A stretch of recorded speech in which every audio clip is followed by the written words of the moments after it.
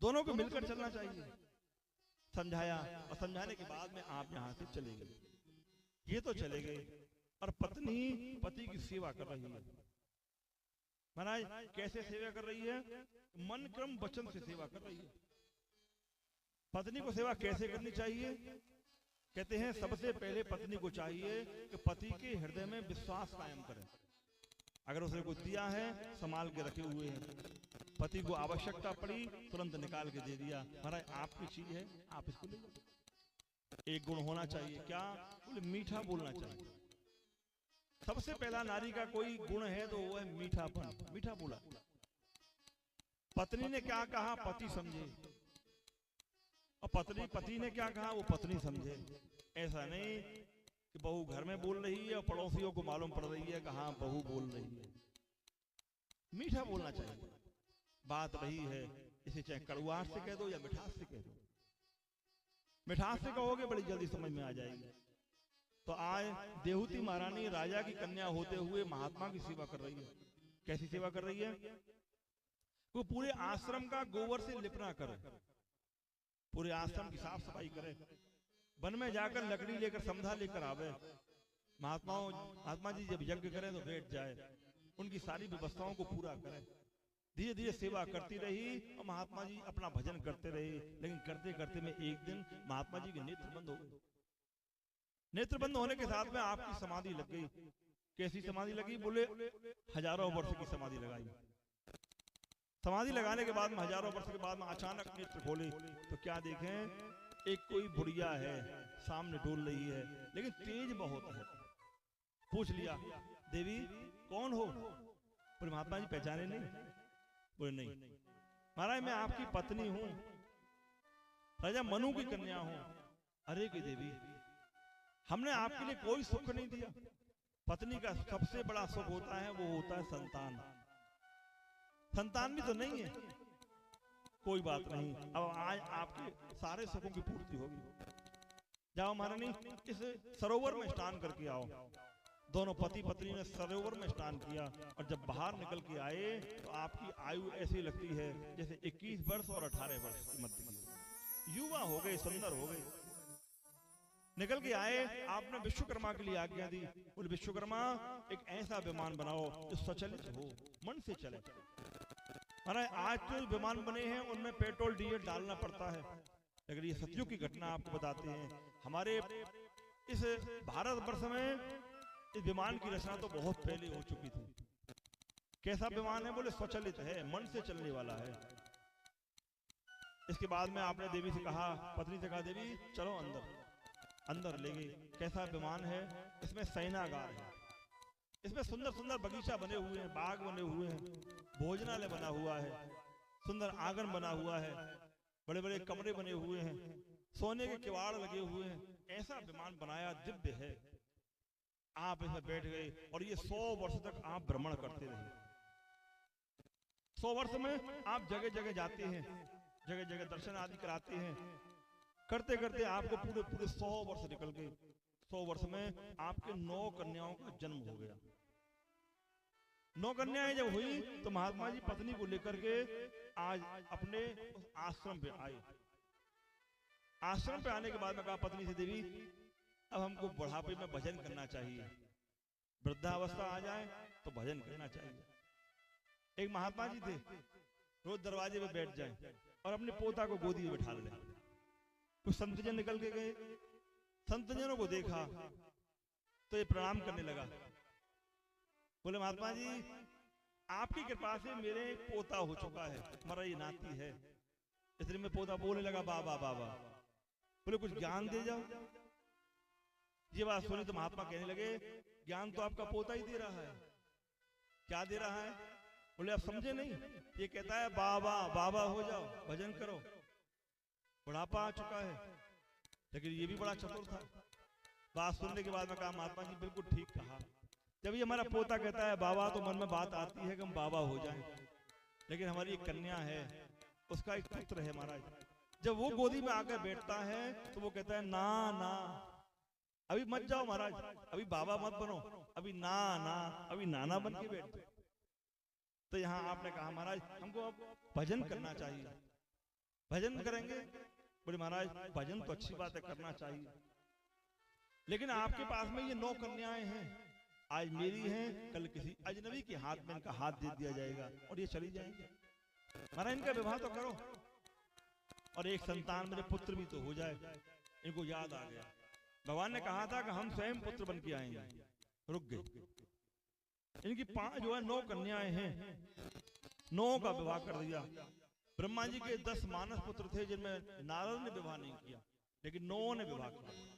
इनमें मरीचि को कला नाम की कन्या प्रदान की, अत्रि को अनसुईया दी, अंगना को श्रद्धा दी, पुलस्त्य को हविर्भु दी, पुलह को गति दी, कृति को क्रिया दी, भृगु को ख्याति दी, वशिष्ठ को अरुंधति और अथर्वा को शांति नाम की ये 9 कन्याएं प्रदान करी। उसके बाद में घर में रुक गई। रुकने के बाद में अब तो ये भगवान का भजन करते हैं और भगवान में ध्यान लगाते हैं। समय आया जब सारे ग्रह तारागण नक्षत्र अनुकूल हुए तो भगवान का अवतार हुआ, नाम हुआ कपिल देव भगवान। बोले कपिल देव भगवान की। ये स्वयं भगवान के अवतारी हैं, अवतार लेकर आए। भगवान का सदैव अवतार होता है, जन्म नहीं, अवतार लेकर आए। जैसे ही अवतार हुआ कुछ दिन रुके और उसके बाद में वन के लिए चले गए। बोले देवी अब ये तुम्हारा पुत्र तुम्हारे पास में बैठा हुआ है, तुम्हें जो पूछना हो वो पूछना, ये स्वयं साक्षात परब्रह्म परमात्मा है, नारायण है। ये कही और ये चल पड़ी। कुछ समय के बाद में ये माता धीरे धीरे उम्र बढ़ने लगी। एक दिन बेटा के सामने बैठी हुई है, पुत्र ने पूछ लिया माता क्या बात है, तुम बड़ी दुखित मालूम पड़ती हो, कोई बात हो तो बताओ। बोले बेटा जिन पिता के समय हमने विवाह किया, जो आपके पिता थे उनसे जिनसे हमने विवाह किया वो बन चले गए, और जो कन्या थी 9 उनका विवाह हो गया, अपने अपने घर चले गए। बेटा अब ये मेरा मन नहीं लगता है, मुझे ये बताइए मैं मन लगता क्यों नहीं है। अरे मैया बड़ी सामान्य बात है, अब आपने ज्ञान देना प्रारंभ किया। अहम ममाभिनानोथे काम लोभादिभिर्मले बीतम यदा मनःशुद्धम अदुखम असुखम समम। भैया सुख दुख का कारण क्या है? बोले मैं और मेरा, तू और तेरा। किसी को आपने अपना मान लिया है, उसके सुख में सुखी, दुख में दुखी, और जिसको अपना नहीं माना न उसका सुख है न उसका दुख है। हमारे परिवार में कोई व्यक्ति मर गया तो जोर जोर से रोते हैं, हाय दैया हाय मैया करते हैं। यदि पड़ोसी के यहाँ मर गए तो हमें क्या, थोड़ी देर जाते हैं, लौट के आ जाते हैं, खाना पीना प्रारंभ कर देते हैं, क्योंकि वो पड़ोसी का है, उसका हमें सुख न दुख कुछ भी तो नहीं। भैया जिसको अपना मान लोगे उसका सुख हो दुख होगा, और जिसे हमने अपना नहीं माना उसका न सुख है न दुख है। भैया एक और तरीका बताते हैं। किसी घर में एक तोता रहता था, परवारी आते थे, तोता के लिए कोई अमरूद खिलावे, कोई हरी मिर्च खिलावे, कोई मिठाई खिलावे, कोई कुछ लावे कोई कुछ लावे। कहते बेटा सीताराम कहो, सीताराम सीताराम, तो तोता बोलता है सीताराम सीताराम सीताराम। बड़े हा हमारा तोता है, कितना सुंदर बोलता है। फटे राधे श्याम बोलो, कहता राधे श्याम राधे श्याम राधे श्याम। बड़ा प्रसन्न परिवार। एक दिन इस घर में बिल्ली आई, पिंजरा खुला मिल गया, पंजे से पक्षी को पकड़ा और उसको मार दिया। ची ची ची करता हुआ ये पक्षी तोता मर गया। परिवार वाले आए, आकर के देखा कि ये मर गया तो रोने लगे। बोले हाँ तोता मर गया, हमारा तोता मर गया। अरे मेरा तोता मर गया। भाई तोता तुम्हारा तोता, न तुम्हारा परिवारी है, न तुम्हारी पिता है, न तुम्हारी ये माता है, न तुम्हारा भाई है, न बंधु है, न कुछ है न कुछ है। क्या कहते हो? हाय मेरा तोता मर गया, ये मेरा तोता है। मैं और मेरा, तू और तेरा, यही तो माया है, यही तो संसार है। किंतु उसी घर में एक चूहा भी निवास करता है। उसे नवाने की जरूरत नहीं, उसे खिलाने की जरूरत नहीं, अपने आप खा के आता है, अपने आप नहा के आता है।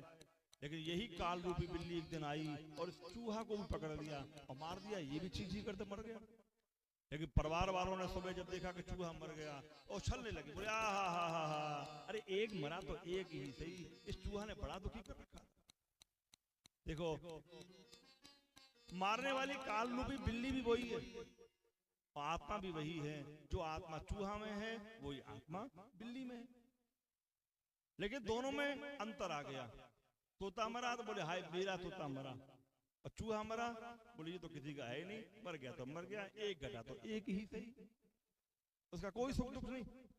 तो मैया इसी प्रकार ये संसार मैं और मेरे में फंसा हुआ है। मेरी माया ऐसी है जिसके बीच में वो फंस जाता है। बेटा ये बताए कि व्यक्ति आता कैसे है। मैया बहुत सा ज्ञान पूछती है। देवहूति ने प्रश्न किया, पुत्र मैं जानना चाहती हूँ कि मेरा किसे कहते हैं। कपिल देव जी कहते हैं, कहा माता मैं और मेरा समझने के लिए तुम्हें सांख्य शास्त्र को समझना पड़ेगा। कपिल मुनि महात्मा ने सांख्य शास्त्र बताया। सांख्य शास्त्र बहुत बड़ा है, लेकिन कुछ शब्द हम आपको बताते हैं। कहते हैं मैया जिसमें पुरुष और प्रकृति की भिन्नता बतलाई जाए उसे सांख्य शास्त्र कहते हैं। जिसमें 25 की संख्या बतलाई जाए उसे सांख्य शास्त्र कहते हैं। मैया ये सांख्य शास्त्र बहुत बड़ा है, इसको समझने के लिए काफी समय चाहिए। मैया मैं तुझे बहुत से तरीकों से बताता हूँ, उसे ध्यानपूर्वक। मैया व्यक्ति को चाहिए कि मन क्रम वचन से भगवान का भजन करे। सबका सार एक ही है, भगवान ईश्वर की आराधना। बेटा ये बताए ये बंधन और मोक्ष किसको कहते हैं। मैया बंधन हम घर में बैठे हुए हैं। कहाँ बैठे हुए हैं? बोले बंधन में। क्यों बैठे हुए? बोले पोता आता होगा, स्कूल गया है, घर में आवेगा, उसे भोजन कराएंगे तब कहीं जाएंगे। कहाँ बैठे हो? बंधन में। कथा में आ गए, अब किसी बंधन में हो? अब किसी बंधन में नहीं हो। अब तो स्वतंत्र हैं। घर में रहोगे तो बंधन में हो और घर से बाहर चले जाओ स्वतंत्र हो। मैया इसके में भी एक दृष्टांत बताते हैं। घर में एक तोता रहता था और वहीं गांव में एक महात्मा निवास करते थे, नाम था बंद मोक्ष।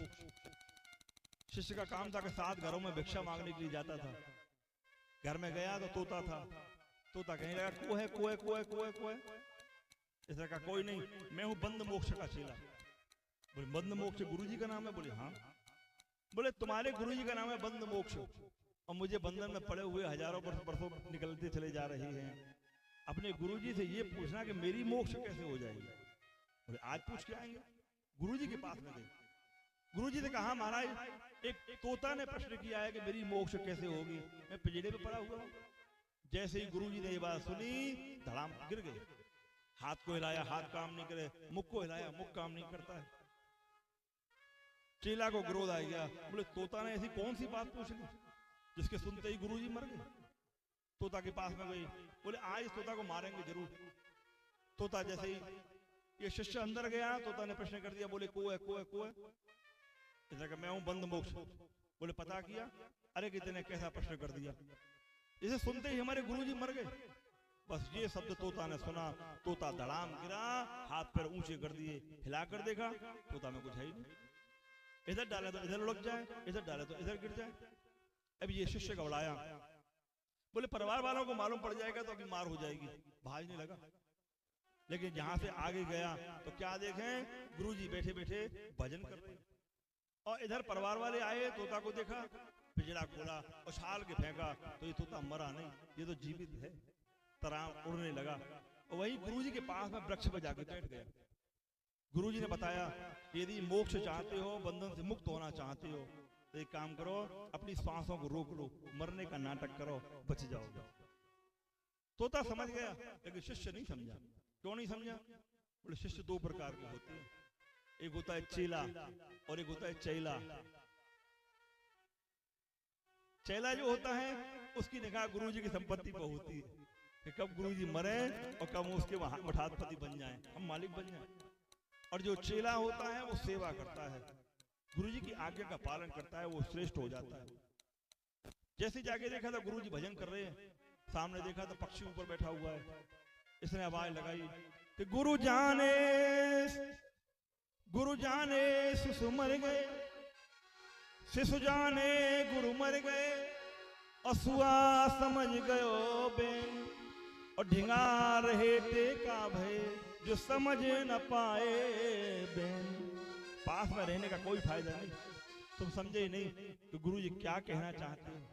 तो मैया यदि इस बंधन से मुक्त होना चाहते हो तो एक काम करो, भगवान का भजन करो, सीताराम सीताराम सीताराम कहते रहो, तुम्हारा पार लग जाएगा।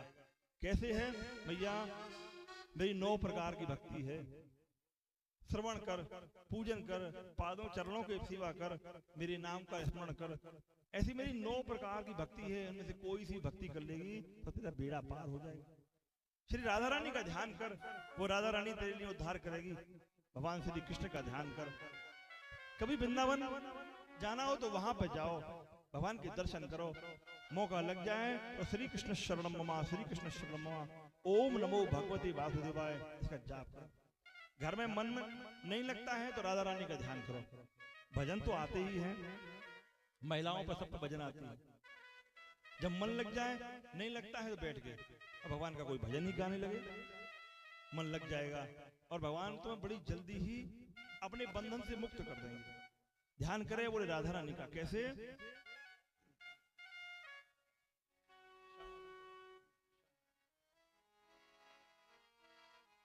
बोली राधा रानी सरकार की।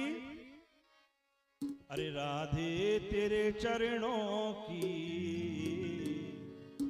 यदि धूल जो मिल जाए, सच कहता हूं बस मेरी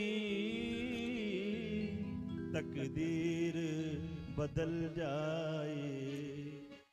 अरे राधे तेरे चरणों की यदि धूल जो मिल जाए, सच कहती हूँ बस मेरी तकदीर बदल जाए।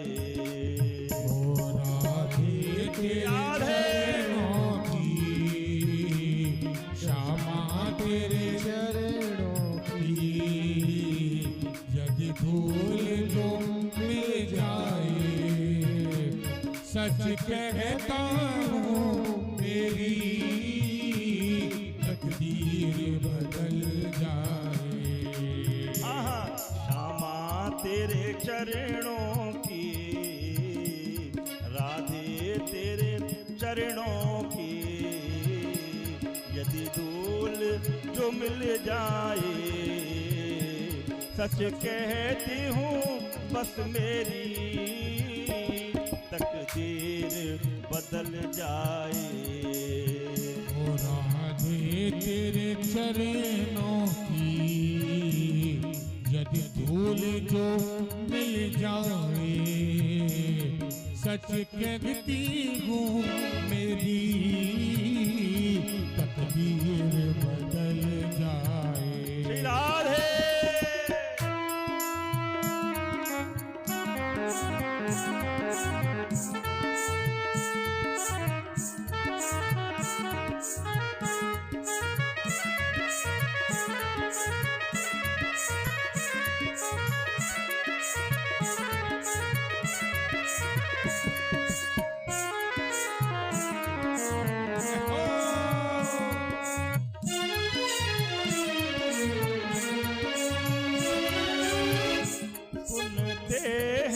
तेरी रहमत दिन रात बरसती है।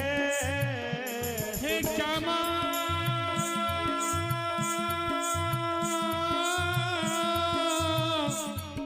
श्यामा, हे प्यारी राधे। अरे सुनते हैं तेरी रहमत दिन रात बरसती है। सुनते हैं तेरी रहमत दिन रात बरसती है, दिन रात बरसती है। एक बूंद जो मिल जाए, मन की कली खिल जाए। सच कहती हूँ बस मेरी तकदीर बदल जाए। राधे तेरे चरणों की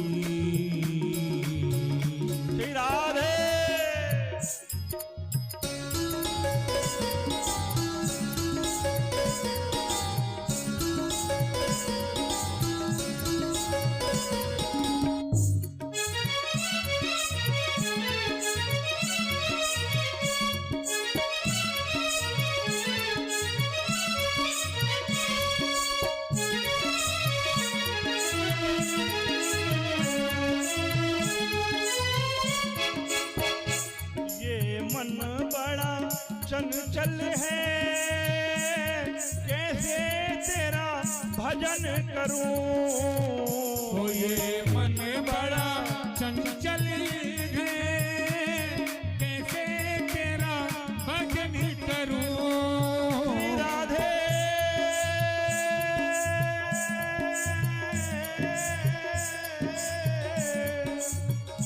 हाँ, सब द्वारन को छोड़कर आयो तेरे द्वार। हाँ अहो भान की लाडली, नेक मेरी ओर निहार। हाँ काहू केवल भजन है, और काहू के आचार, और दास भरोसे कुंवर के सोवत पाऊं पसार। ये मन बड़ा चंचल है, कैसे तेरा भजन करूं। ओ ये मन बड़ा चंचल है, कैसे तेरा भजन करूं।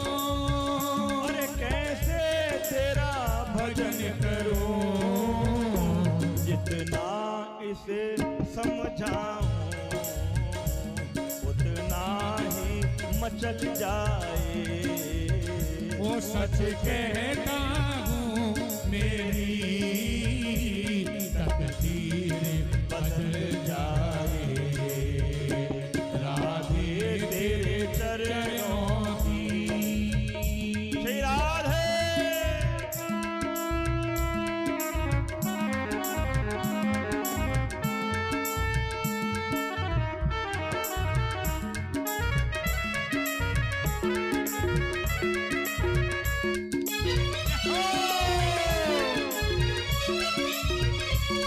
बोलिए राधा रानी सरकार की, लाडली लाल की। राधे राधे श्री राधे।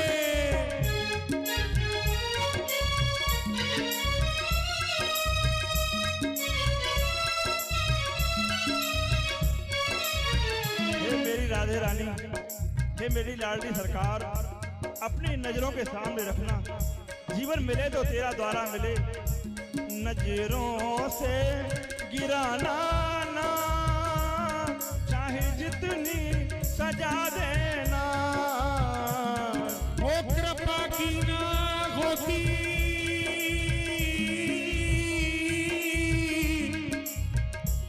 ओ कृपा की ना होती जो आदत तुम्हारी। राधे सुनी गिरती अदालत तुम्हारी। ना हम होते मुजरिम, ना तुम होते हाकिम, तो किस घर में होती इबादत तुम्हारी। नजरों से पुराना ना, चाहे इतनी सजा देना, चाहे जितनी सजा देना। तुम सामने हो मेरे, मेरा दम ही निकल जाए। वो सच कहती हूँ बस मेरी तकदीर बदल जाए। हो राधे तेरे चरणों की। राधे रानी सरकार की, राधे रानी लाल की, लाडली जू की जय हो।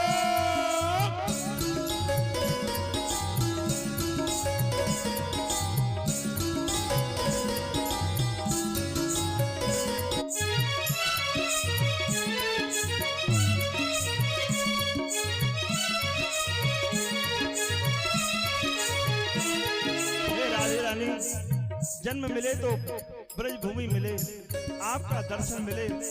हमारे यहाँ महिलाएं जाती हैं तो राधे रानी के सामने खड़ी हो जाती हैं और कहती हैं, हे राधे तोसो अचरा पसार मांगो। हे राधे तोसो अचरा पसार मांगो, और बार बार दीजो मोहि याही ब्रज बसवो। कहते हैं राधे इस जीवन की बस एक तमन्ना है। ओ राधे इस जीवन की बस एक तमन्ना है। हाँ, राधे इस जीवन की बस एक तमन्ना है। वो बस एक तमन्ना है। अरे तुम सामने हो मेरे, मेरा गम ही निकल जाए। अरे सच कहती हूँ बस मेरी तकदीर बदल जाए। ओ राधे इस डरनों की यदि भूल जो मिल जाए, सच कहता हूँ मेरी तकदीर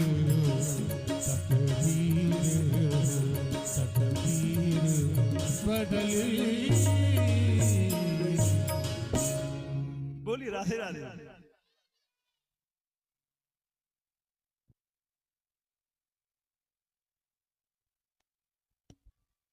जय हो। प्रेम से बोली राधे राधे। माता ने दूसरा प्रश्न कर दिया। पुत्र से कहती है, बेटा ये बताएं स्वर्ग किसको कहते हैं, नरक किसको कहते हैं। अरे माता, बहुत छोटा सा प्रश्न है। अत्रैव स्वर्ग नरक इति माता प्रयक्षति या यातना वे नरकेस्त्वा यहाँ भी लक्ष्यतः। मैया, यहीं पर नरक है, यहीं पर स्वर्ग है।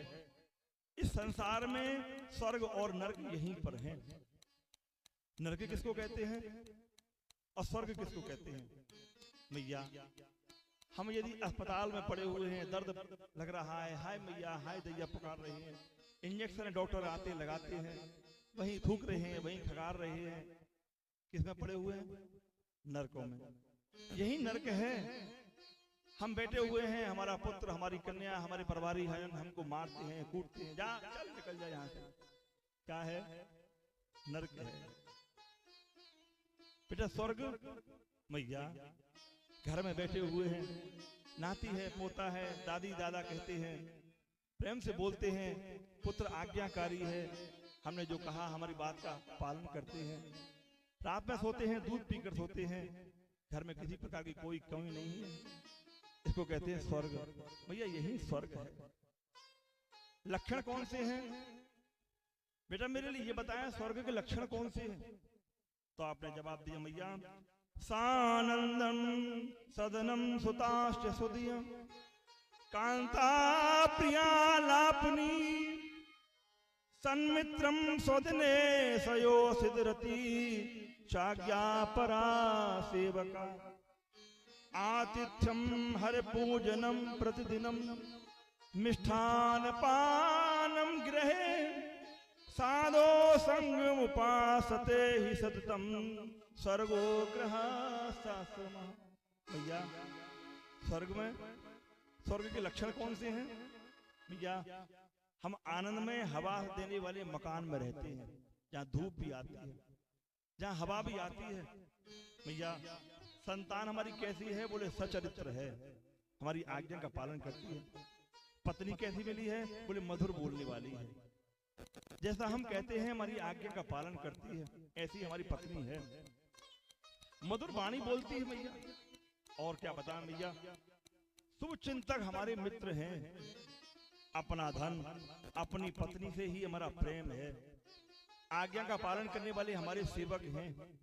दरवाजे पर आने वाले का साधु ब्राह्मण कोई आ जाता है तो उसका स्वागत सत्कार करते हैं, भोजन आदि देते हैं।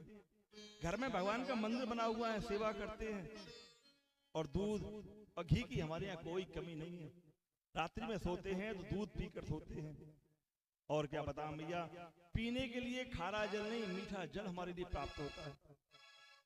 कथा यज्ञ सत्संग हमारे यहाँ होता ही रहता है। ये लक्षण किसके हैं, बोले स्वर्ग के लक्षण। अच्छा नरक के लक्षण क्या है, नरक के भी लक्षण है भैया। क्रोशंत शिशवः सवार सदनम पंकावृतम चांगणम शय्या दंशवती सूक्ष्मशनम धूमेन पूणे ग्रहम भार्या निष्ठुर भाषणी प्रभुरपि क्रोधेन पूणे सदा स्नानं शीतलवारणान सततम नरको ग्रह शास्त्रम। हम किस पर रहते हैं? लक्षण नरकों के कौन से हैं?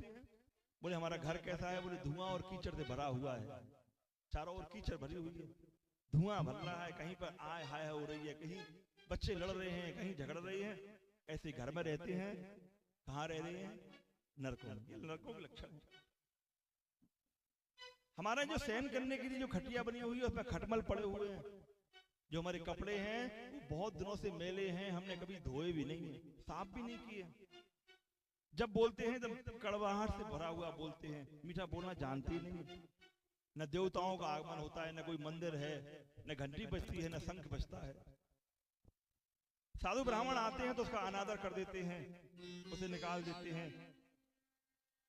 ऐसे जिनके लक्षण हो समझ लो वो नरकों में रह रहा है। अच्छा, स्वर्ग से आने वाले के कोई लक्षण है? कौन स्वर्ग से आया है, कौन नरक से आता है? यहाँ ये भी बताया हुआ है। भैया हम तुम्हें ये बताते हैं कि स्वर्ग आने वाले के लक्षण कौन कौन से हैं। 4 चिन्ह होते हैं स्वर्ग से आने वाले के। प्रेम से बोली राधे राधे। स्वर्ग से आने वाले के 4 लक्षण बतलाए हैं।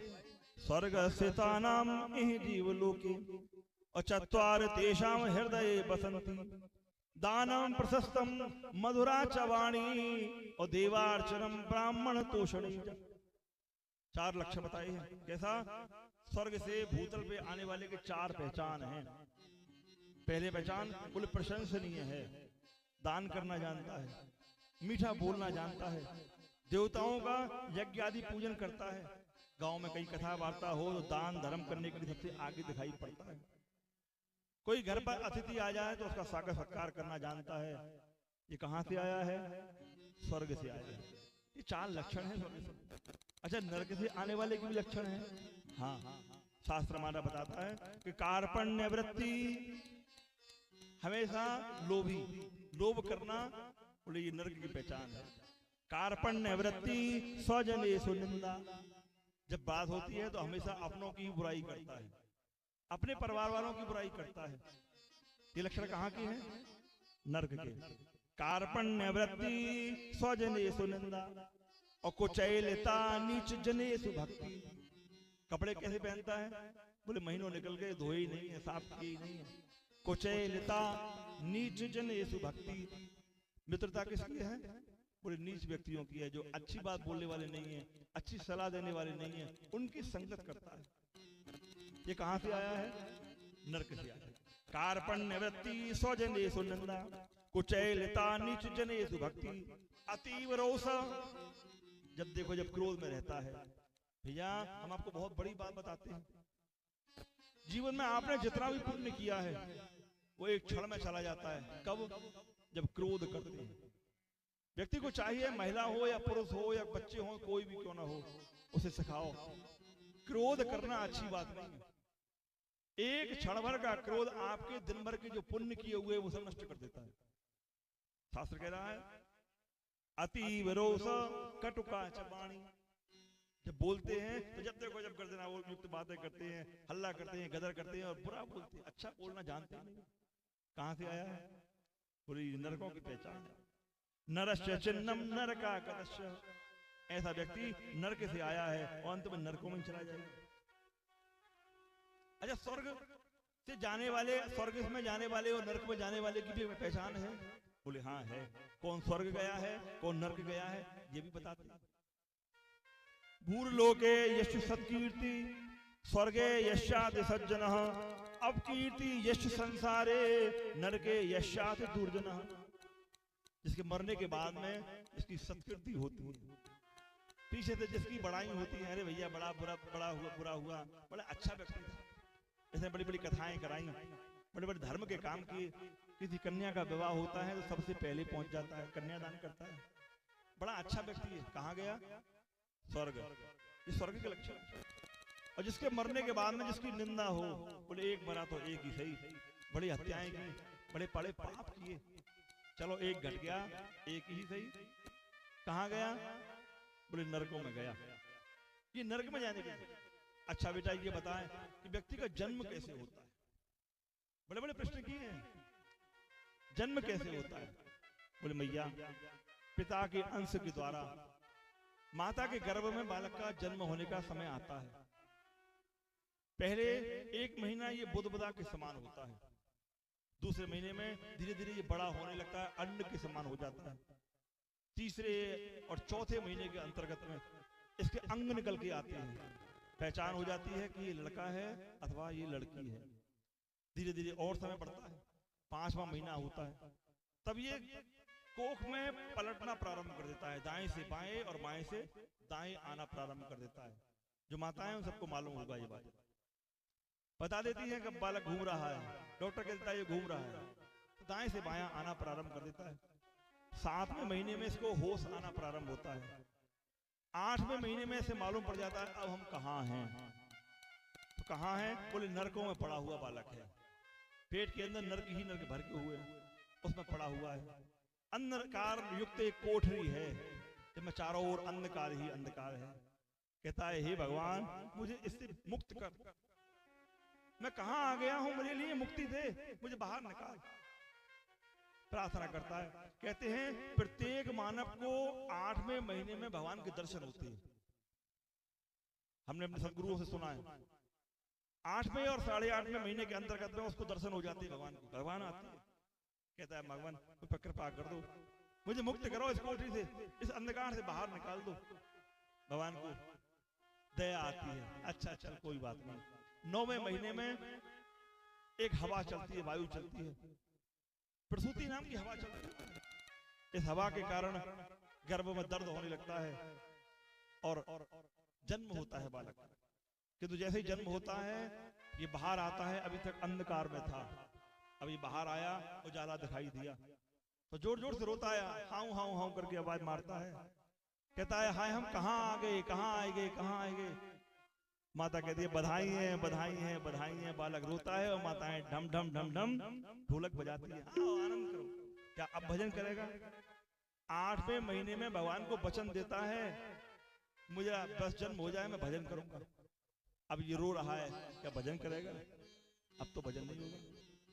इसके बाद में ये रो रहा है, अब इसको मच्छर काटते हैं, खटमल काटते हैं, वहीं पेशाब करता है, वहीं पर मलमूत्र करता है, रोता है। जब ज्यादा रोता है तो माताएं क्या करती हैं? बोले बाजार जाती हैं, एक लंबी सी बोतल लेके आती हैं और बोतल लेकर बच्चे के मुंह में डाल देते हैं। वो ज्यादा रोता है, ले पी, जबरदस्ती डाल देती है, पी ले। अब भजन करेगा? अब ये दूध पिएगा कि ये भजन करेगा? अब तो भजन नहीं होगा। धीरे धीरे कुछ और बड़ा होता है, रोता है कि हम कहाँ आएंगे, कहाँ आएंगे, लेकिन कोई भजन की बात नहीं। धीरे धीरे और बड़ा होने लगता है। कहते हैं साल, 1.5 साल, 2 महीने, 2 साल का हो जाता है तो बालक में 2 बातें होती हैं, चंचलता और चपलता। बालक कभी चुप बैठता नहीं है, और अगर उसे छोड़ दोगे तो धड़ाम धूम, कभी ऊपर कभी नीचे। मम्मी कहते अरे ऐसे पकड़ो, अरे ऐसे ढूंढो, अरे कहाँ गया, कहाँ गया, कहाँ गया। दिन भर धड़ाम धूम करता है, मम्मी परेशान हो जाती है। बोले एक ही तरीका है, किसी प्रकार ये टल जाए, कहीं चला जाए। कहाँ जाए? तो माताओं के दिमाग में एक सीधी सीधी बात आती है, बोले पढ़ने भी। पढ़ने जाएगा तो 2 घंटे ही के लिए चले, लेकिन 2 घंटे तो जाएगा, हम अपना काम कर लेंगे। नहीं बर्तन मांजने देता है, ना साफ सफाई करने देता है, दिन भर परेशान करता है मम्मी के लिए। तो मम्मी सोचते हैं चलो घंटे 2 घंटे को जाए तो दूर सही, पढ़ने के लिए भेज दिया जाता है। लेकिन एक बड़ी विडंबना की बात है महाराज, संसार में 2 काम बड़े खराब हैं। कौन से? एक का नाम है पढ़ना और एक का नाम है मरना। न करे किसी को पढ़ना पड़े और न करे किसी को मरना पड़े। कोई नहीं चाहता है कि हम मर जाएं, कोई मरना नहीं चाहता है। ये कोठरी ऐसी बनाई हुई है, इससे कोई बाहर निकलना नहीं चाहता है, कोई जाना नहीं चाहता है। क्या अब भजन करेगा? अब तो भजन नहीं करेगा। अब ये पढ़ेगा कि भजन करेगा? एक दिन पढ़ने के लिए मम्मी ने कहा जाओ पढ़ने के लिए जाओ, बच्चा कहता नहीं जाएंगे, आज नहीं जाएंगे। मम्मी को जो क्रोध आया, हाथ उठाया, एक थप्पड़ खींच कर मारा। अब ये जोर जोर से रोने लगा और जोर से प्रारंभ कर दिया रोना। मम्मी बोले कुछ भी हो जाए, चाहे कितना भी रोए, आज पढ़ने के लिए जरूर भेजूंगी। अरे अभी इसकी बेधा नहीं आई है, अभी बुद्धि नहीं आई है, अभी ताकत नहीं आई है। जितना बालक का वजन नहीं है उससे ज्यादा उसका बस्ता है। और मम्मी खींच के ले जा रही है। बालक ने एक दृश्य देखा। क्या देखा कि सामने एक सिपाही है, किसी चोर को पकड़ के ले जा रही है। चोर रो रहा है और बालक को मम्मी पकड़ के ले जा रही है। बालक भी रो रहा है। बालक बड़ा चतुर था, बोले ठहर जाओ। चोर से कहता है तुम क्यों रो रहे हो? बोले हमने चोरी की है, फांसी लगेगी इसलिए रो रहे हो। बालक से चोर ने पूछा तुम क्यों रो रहे हो? बोले हमें पढ़ना पड़ेगा इसलिए रो रहे हो। तो बालक ने प्रश्न कर दिया। चोर से कहता है भैया एक काम करते हैं, तुम्हारी जगह पर मरने के लिए हम चले जाते हैं और हमारी जगह पर पढ़ने तुम चले जाओ। बोले क्यों? बोले पढ़ने की कोई सीमा नहीं कि कौन कौन सी क्लास हमको पास करनी पड़ेगी, और मरने की सीमा है, जाएंगे झटका लगेगा और मर जाएंगे, इसलिए हमारी जगह पर पढ़ने तुम जाओ और मरने के लिए हम चले जाएंगे। तो संसार में दो काम बहुत खराब है, पढ़ना और मरना। न करे किसी को पढ़ना पड़े। क्या आप भजन करोगे? अब तो भजन नहीं होगा। धीरे धीरे और बड़े हुए पढ़कर तैयार हो गए। अब माताओं को चिंता होने लगी। अब ये युवा हो चुका है, कहीं किसी गलत संगत में न पड़ जाए। एक काम करते हैं, इसका विवाह कराने के लिए ले जाते हैं। अभी तक ये कह पाए के थे, 2 पाए के थे। अब विवाह हुआ, पत्नी घर में आई, कह पाए हो गए, 2 पत्नी के और 2 पुरुष के, 4 पहियाओं की गाड़ी तैयार। कुछ समय के बाद में एक संतान हुई। क्या पहिया की गाड़ी हुई? 6। कुछ समय के बाद में एक संतान और हुई, 8। एक संतान और हुई, 10 पहियाओं की ये बस बन के तैयार हो चुकी है। अब ये बस चल रही है, चला रहे हैं। धीरे धीरे चलाने वाला जो ड्राइवर है, ये पुरुष जो है धड़ाम जाके गिर जाता है और मरने का समय आ जाता है। लेकिन ये व्यक्ति मरने के नाम पर घबरा जाता है, लेकिन मरना तो पड़ेगा। ये शायरी जो आपकी काया है, ये कोठरी है, इसको खाली करना पड़ेगा। क्यों? बोले किराए पर आए हो, एक दिन खाली करके जाना पड़ेगा। लेकिन जो व्यक्ति पुराना हो जाता है, वो उस मकान को खाली नहीं करना चाहता। इस पर बड़े बड़े मुकदमा डल जाते हैं। कहता है महाराज हमारा पुराना कब्जा है, हम जाना नहीं चाहते हैं। एक संत हमारे बहुत अच्छे संत हुए, उन्होंने एक चीज बोली थी। उन्होंने कहा अरे रे मन मुसाफिर निकलना पड़ेगा और काया कुटी खाली करना पड़ेगा। रे मन मुसाफिर निकलना पड़ेगा और काया कुटी खाली करना पड़ेगा। और भाड़े की कुटिया को तू क्या संभाले, भाड़े की कुटिया को, ये किराए का जो मकान है, भाड़े की कुटिया को तू क्या संभाले। जब तुझको घर का मालिक निकाले, वो ऊपर से निकालेगा तो इसका किराया भी भरना पड़ेगा। और रे मन मुसाफिर निकलना पड़ेगा। और यदि जबरदस्ती करोगे, नहीं निकलोगे, तो क्या होगा कि आएगा नोटिस और जमानत न होगी। आएगा नोटिस, जमानत न होगी। और पल्ले में अगर कुछ अमानत न होगी। भजन नहीं किया है, भजन करोगे तो धन पड़ा रहे। और पल्ले में अगर कुछ अमानत न होगी, और हो करके कैद बांध दिया जाएगा, मरोगे तो हो करके कैद तुझे जाना पड़ेगा। और रे मन मुसाफिर निकलना पड़ेगा। रे मन मुसाफिर निकलना पड़ेगा और काया कुटी खाली करना पड़ेगा। इसलिए कुटी को खाली भी करना पड़ेगा, जाना भी पड़ेगा। कहते हैं एक सेठ जी थे, उनके 4 पुत्र थे, एक कन्या थी। सेठ जी पैसे वाले थे, व्यवहार का काम करते थे, ब्याज लेते थे। काफी समय आपने ब्याज की कमाई की, संपत्ति की कोई कमी नहीं। एक दिन इनके मित्र आए, बोले भैया एक काम करो, अपनी संपत्ति का बंटवारा कर दो। अगर बंटवारा कर दोगे तो झगड़ा नहीं होगा, और नहीं तो बाद में झगड़ा हो जाएगा। बोले कर दो भैया। तो इनके 3 पुत्र और 1 कन्या है, 4 व्यक्ति हैं ये। चारों के लिए संपत्ति बराबर बराबर, बोले हम कन्या को भी बराबर धन देंगे। बोले अच्छा है। चारों को बराबर बराबर बंटवारा कर दिया गया। बंटवारा होने के बाद में अब ये बोले भैया ये बताओ तो हम कहाँ रहेंगे? बोले सीधी सी बात है, 3-3 महीने आप सबके यहाँ रहेंगे, 3-3 महीने। बोले ठीक। अब पहले बार बड़े संतान के यहाँ, बड़े लड़के के यहाँ आपको रख दिया गया, रहे। एक दिन बहू से कहा, बहू ये दांत हमारे टूट गए हैं, काम नहीं करते हैं, एक काम कर, थोड़ी दाल थोड़े चावल बनाकर लिया और थोड़ा घी डाल देना। न घी डाल देगी तो आत्मा हरी हो जाएगी। बहू ने सोचा हाय अभी घी मांग रहे हैं, कल दूध मांगेंगे, फिर तो मिठाई मांगेंगे, मामला बढ़ता चला जाएगा।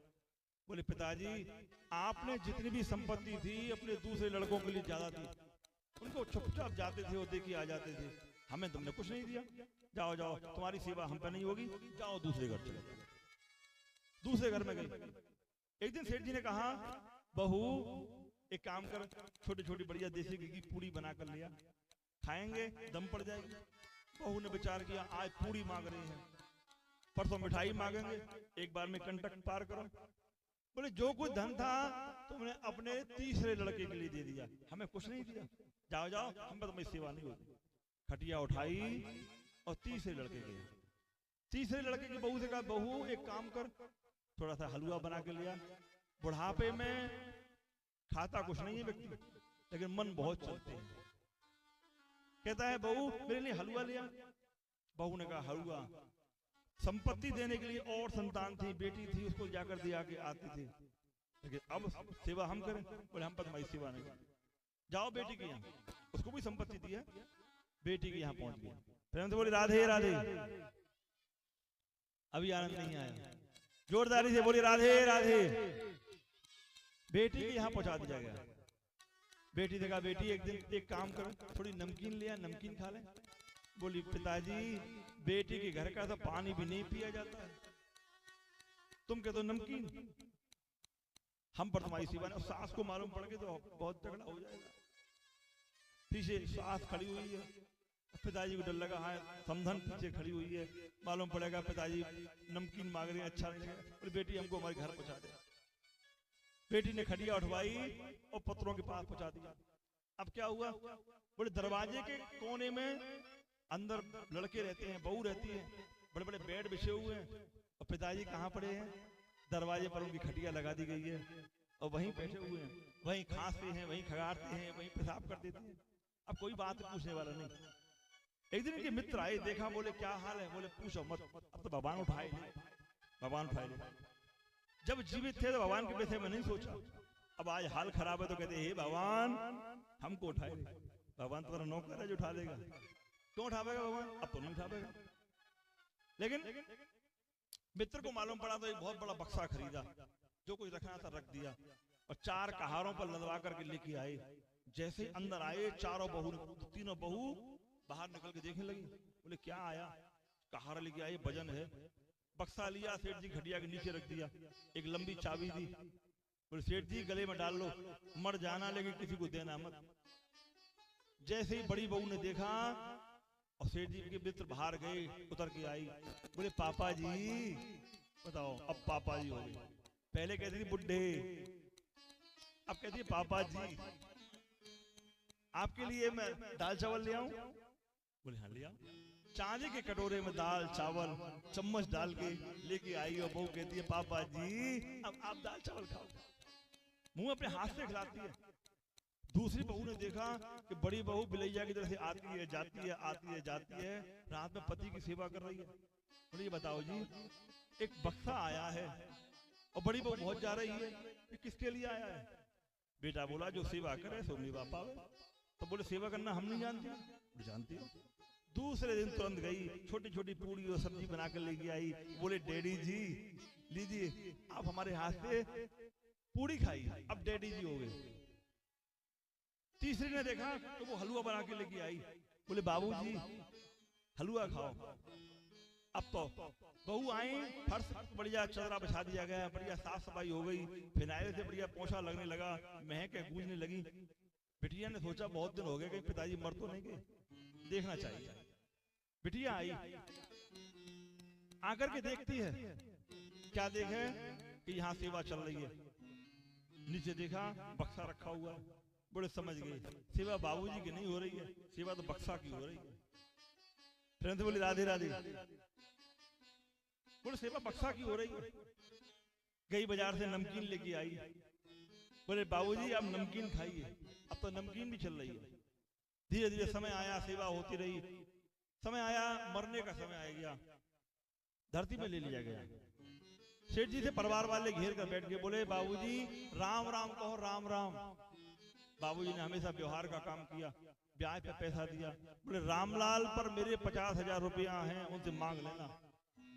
बोले हे भगवान, रामलाल ध्यान आ रही है। बोले बाबूजी रामलाल नहीं, शाम शाम कहो, शाम शाम। बोले श्यामलाल पर मेरे 1 लाख रुपया हैं, जरूर मांग लेना। बोले बाबूजी राम राम नहीं, शाम शाम नहीं, देवादिदेव महादेव का नाम लियो। बोले देव चाहे देव, एकदम तगादा जरूर करते रहना, कभी कभी डूबी रकम प्राप्त हो जाती है।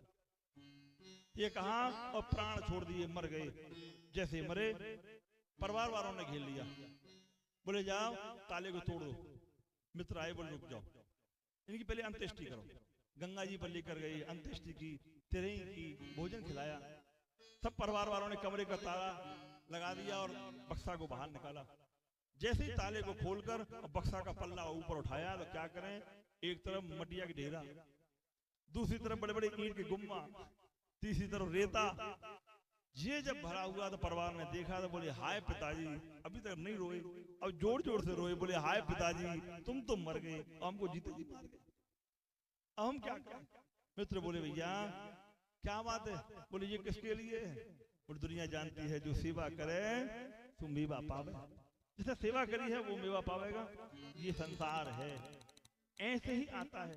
तो भैया हमारा आपसे निवेदन है, मर भले ही जाना, लेकिन एक चाबी का झुग्गा अपने पास में जरूर रखना। यदि रहेगा तो माताओं आपकी सेवा होगी, और यदि नहीं रहेगा तो सेवा फिर नहीं होगी।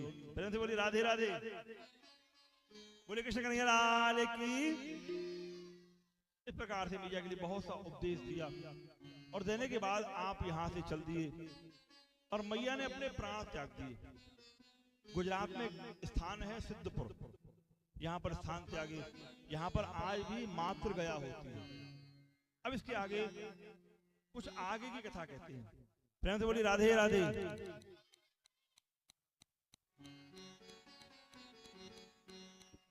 बोल भाग्य बिहारी लाल की जय।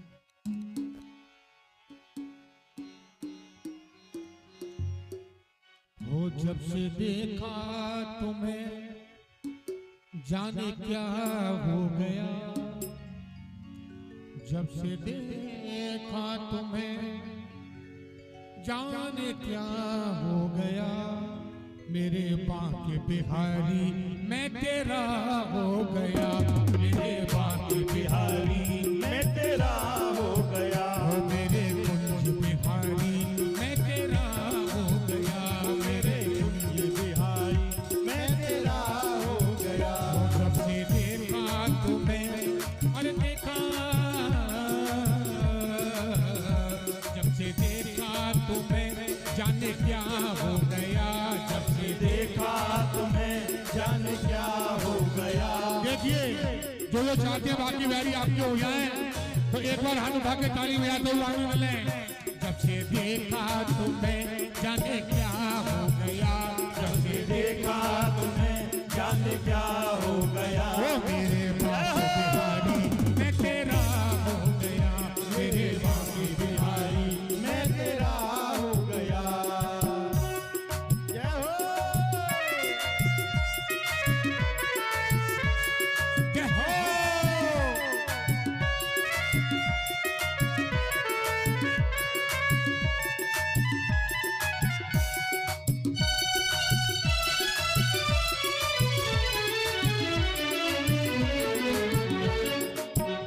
तू है दाता और तेरा पुजारी हूँ मैं, तू है दाता तेरा पुजारी हूँ मैं। ओ तू है दाता और दाता, तू है दाता तेरा और पुजारी हूँ मैं, तू है दाता मेरा पुजारी हूँ मैं। ओ दास चरणों का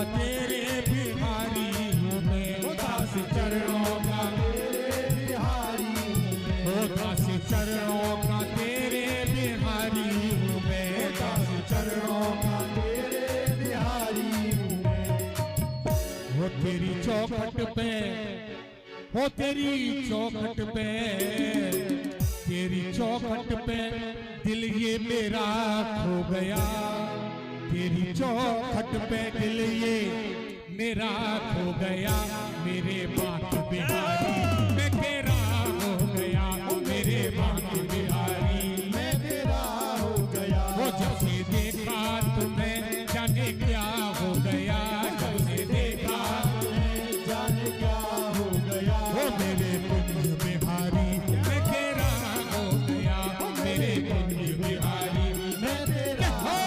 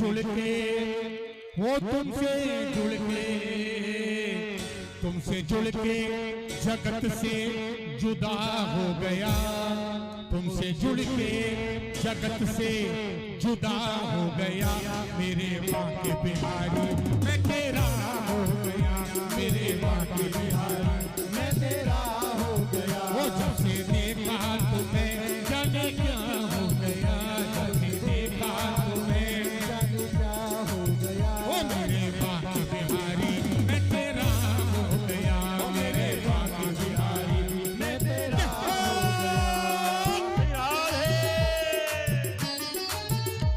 ताली बजाते हुए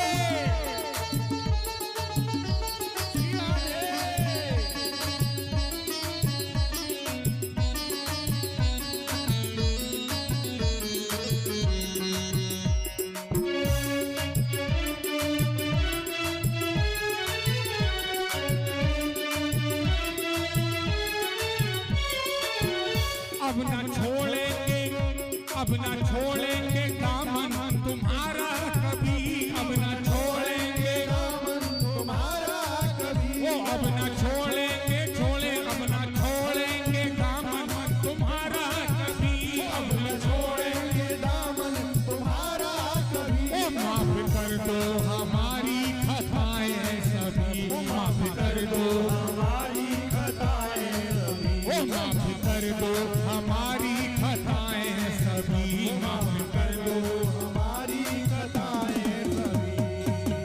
वो बस के बाहर, अब तो बस के बाहर है भैया, वो बस के बाहर ये दिल अब मेरा हो गया, बस के बाहर ये दिल अब मेरा हो गया, मेरे बांके बिहारी मैं तेरा हो गया, मेरे बांके बिहारी मैं तेरा हो गया। वो जब से देखा तुम्हें जाने क्या हो गया, जब से देखा तुम्हें जाने क्या हो गया, वो जब से देखा तुम्हें जाने क्या हो गया, जब से देखा तुम्हें जाने क्या हो गया, मेरे बांके बिहारी मैं तेरा हो गया, मेरे बांके बिहारी मैं तेरा हो गया, मेरे बांके बिहारी मैं तेरा हो गया। राधे राधे। अभी आनंद नहीं आया, कुछ बोल रहे हैं कुछ बोल ही नहीं रहे, जोरदारी से बोलिए राधे राधे।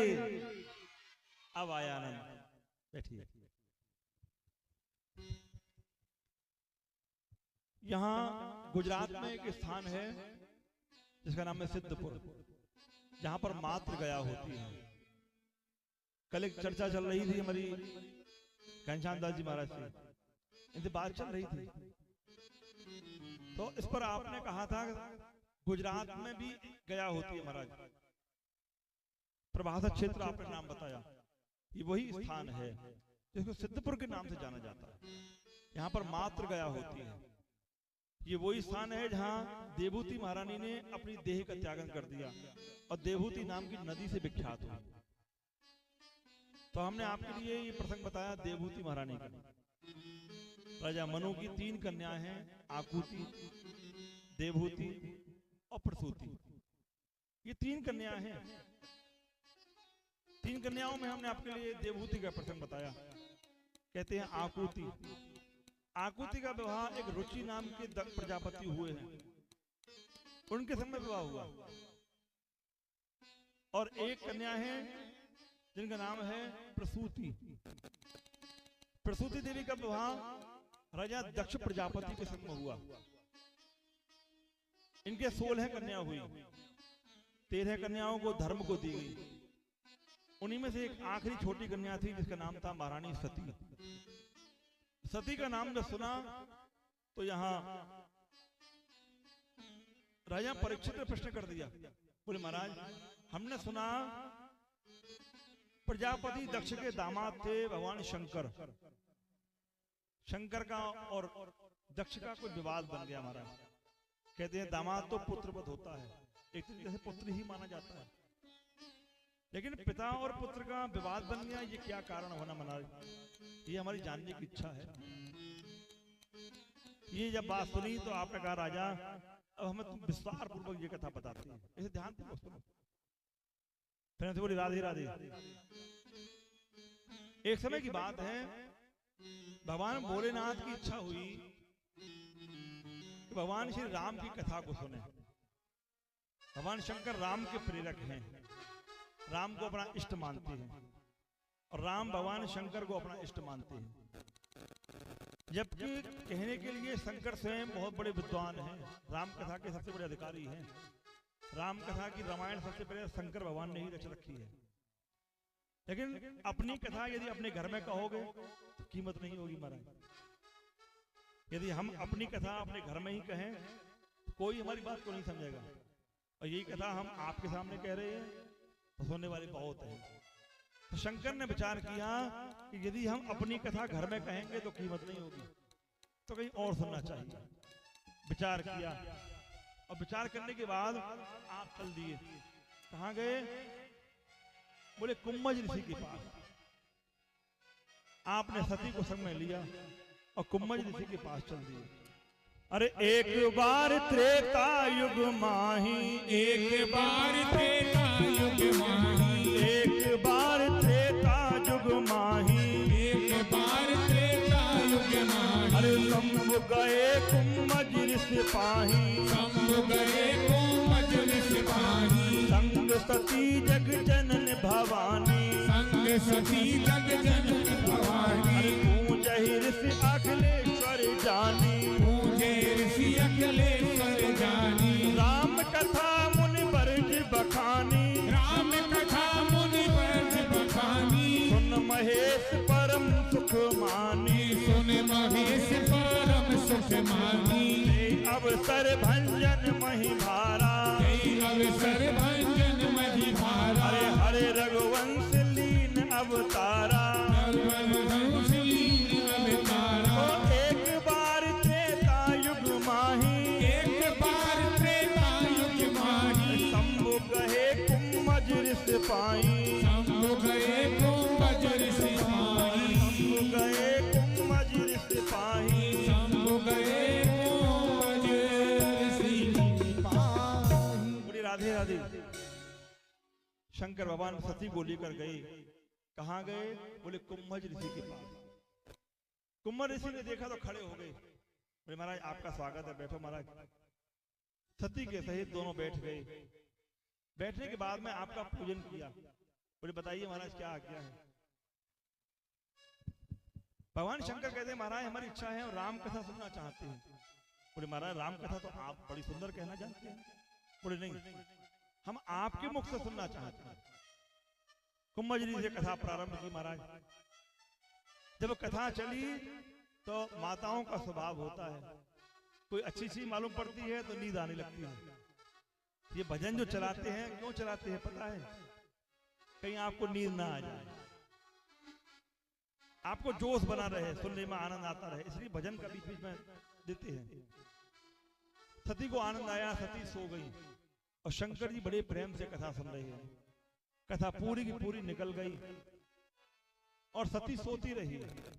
जैसे ही कथा समाप्त हुई, शंकर जी खड़े हुए, डमरू बजाया, डम डम डम डम डम डम डमरू बजा। शंकर भगवान खड़े हो गए, नेत्र खुल गए। सती से कहा, देवी कथा सुनी? जिंदगी में पहली बार पति से झूठ बोली देवी। सती कहती है, हाँ महाराज कथा सुनी। अच्छा चलो चलो चलो।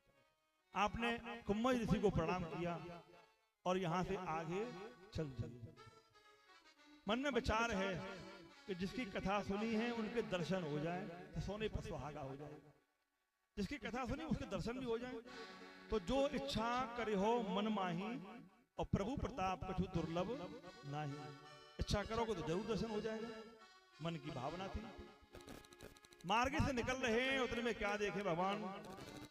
सामने से राम जी हैं, लक्ष्मण जी हैं और अपनी पत्नी को ढूंढते हुए निकल रहे हैं, रो रहे हैं। शंकर ने देखा तो प्रणाम किया, बोले वाह महाराज बड़े सुंदर दर्शन है। सती ने पूछ लिया, बोले महाराज आप प्रणाम कर रहे हो, ये कौन है? बोले सती भूल गई, जिनकी कथा अभी आपने सुनी है ये वही हैं राम, मेरे इष्ट, मेरे भगवान। बोले ये तो मानवों की तरह से रोते फिर रहे हैं। जैसे इशारा किया कि मानवों की तरह से रोते फिर रहे हैं, भगवान और जोर से रोने लगे। भगवान कहते हैं, ओ लक्ष्मण सीता कौन हरी, ओ लक्ष्मण सीता कौन हरी, ओ लक्ष्मण सीता कौन हरी। कहते हैं, हे सीते केन नीते, देवी तुम कहाँ हो? रोते हैं, बिलखते हैं। कहते हैं, ओ लक्ष्मण सीता कौन हरी, ओ लक्ष्मण सीता कौन हरी। अरे एक दुख है तो पिता दशरथ को, एक दुख है तो पिता दशरथ को। रोते हैं, अश्रु की धारा बहती है। कहते हैं लक्ष्मण, हाँ हाँ एक दुख है तो पिता दशरथ को, दूजी सिया हरी, ओ लक्ष्मण सीता कौन हरी, ओ लक्ष्मण सीता कौन हरी।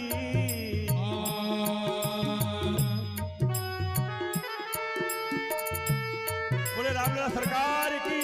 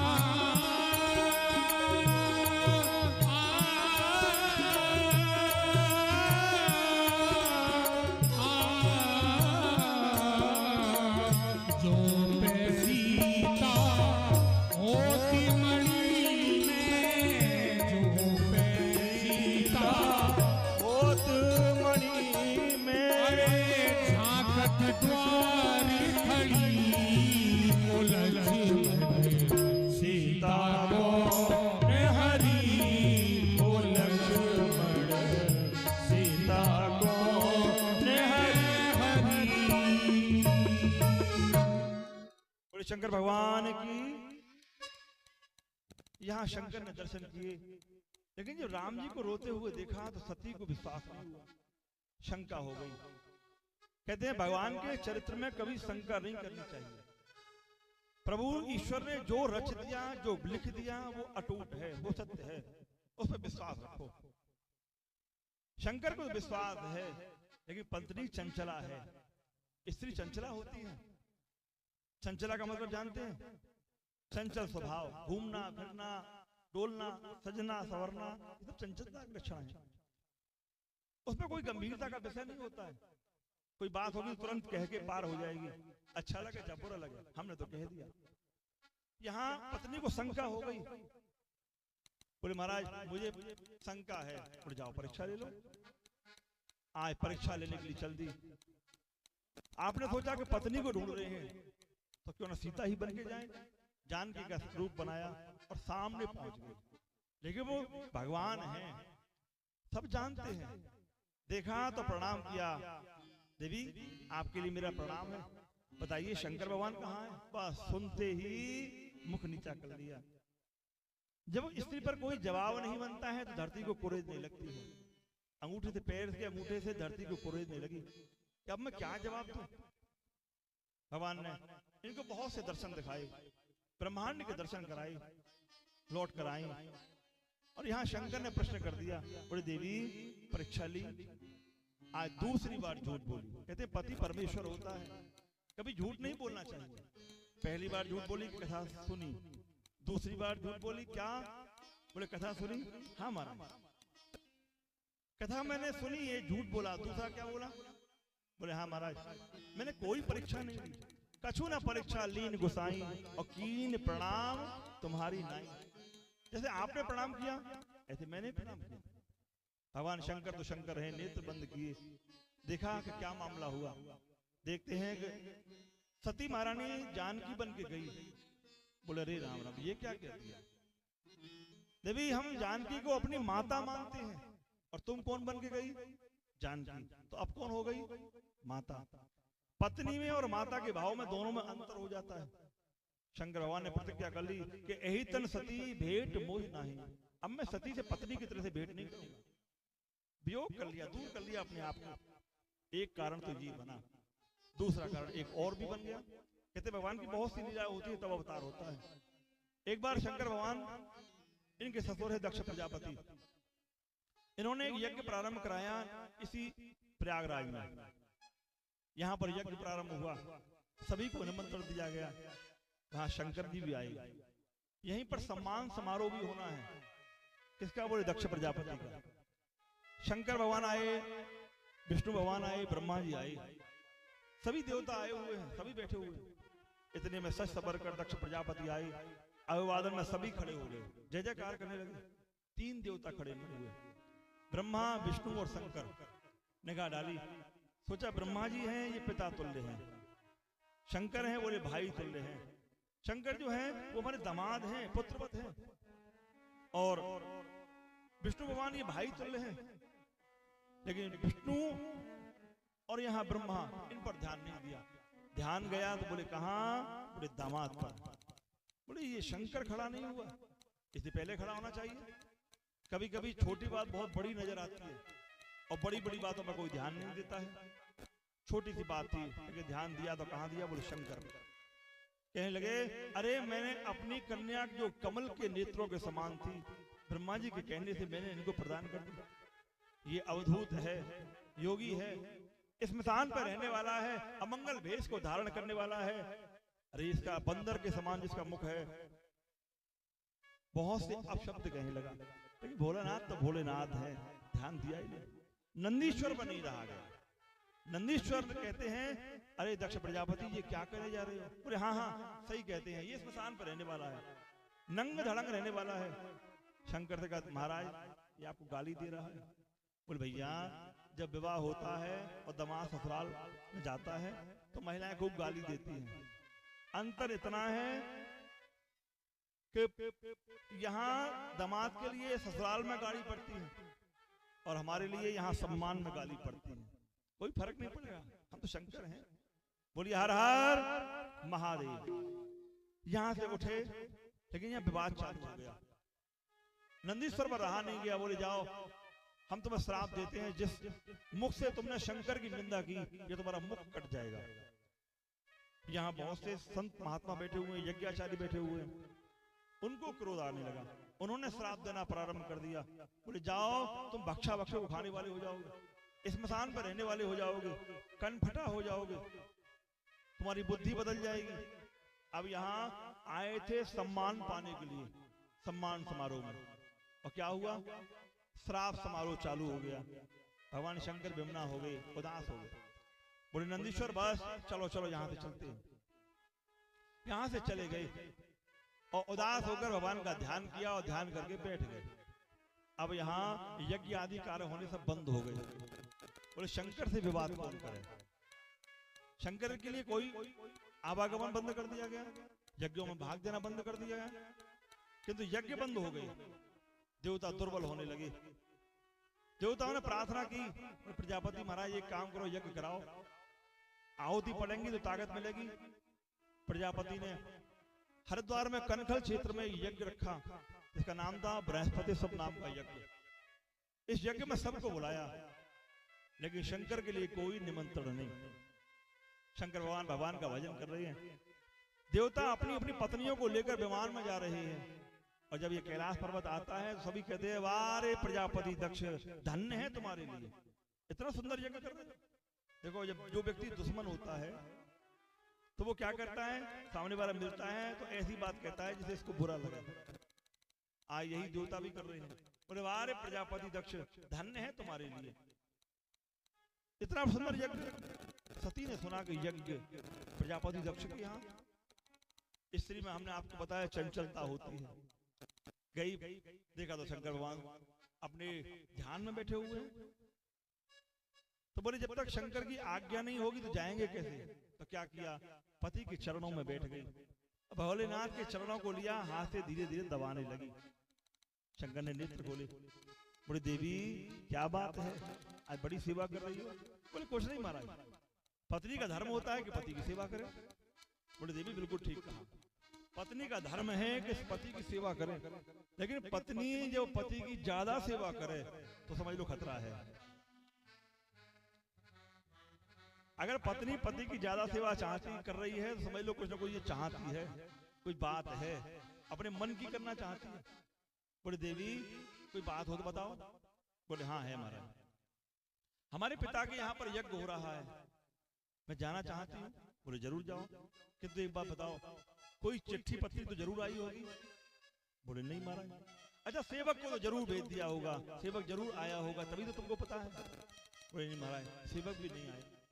अच्छा तो निमंत्रण पत्र तो जरूर आया होगा देवी, तभी तो कह रही जाने की। बोले महाराज निमंत्रण पत्र भी नहीं आया। भगवान बोले देवी जब निमंत्रण पत्र नहीं, कोई सेवक का, क्योंकि सेवक के द्वारा कोई आज्ञा नहीं, बुलाने का कोई निमंत्रण नहीं, कोई चिट्ठी पत्री नहीं, तो देवी वहां जाना बेकार है। बोले महाराज मैंने आपके मुख से सुना है कि पिता के घर पर, गुरु के घर पर बिना बुलाए भी चले जाओ तो कोई बात नहीं है। बोले बिल्कुल ठीक कहा, किंतु देवी आपको पता नहीं कि जदप विरोध मान जहां कोई, और तहां गए कल्याण न होई। देवी कोई विरोध मानने वाला व्यक्ति हो, वहां जाओगे तो मृत्यु हो जाती है, कल्याण नहीं होगा। आज शंकर भगवान ने वो घटना बताई जो पहले घट चुकी थी। इतने वर्षों से कोई चर्चा नहीं की। आज का कोई दामाद होता हो, छोटी सी घर में कोई समस्या खड़ी हो जाए तो लड़ने मरने को तैयार हो जाता है। भगवान के समय इतनी बड़ी घटना हुई, शंकर ने कोई चर्चा नहीं की, लेकिन जब सती ने चर्चा छेड़ी तो बताया देवी तुम्हारे पिता ने ऐसा ऐसा काम किया। देवी जाओगे तो दुख होगा, किंतु पत्नी है, स्त्री यदि हट मान लेगी कि ये काम करूंगी तो परमात्मा उतर या बदल नहीं सकती है, वो वही काम करेगी। स्त्री हट है, पत्नी बाहर बार बार जाती है, आती है, जाती है, आती है, और एक ही बात कहती है महाराज बताओ जाऊं? भगवान चुप हो गए। मौनम स्वीकृत लक्षणम, इसे समझ लिया कि आज्ञा है, चलने का स्थान कर लिया, अपने वस्त्रों को लिया, बढ़ने लगी। शंकर समझ गए मानेगी नहीं, शंकर समझ गए इसका मृत्यु भी हो सकती है क्योंकि बात नहीं मान रही है। शंकर ने अपने गणों को बुलाया, बोले जाओ ये अपने मायके में जाएगी, गाजे बाजे के संग में लेके जाओ, मालूम पड़ेगा हाँ शंकर की पत्नी आ रही है।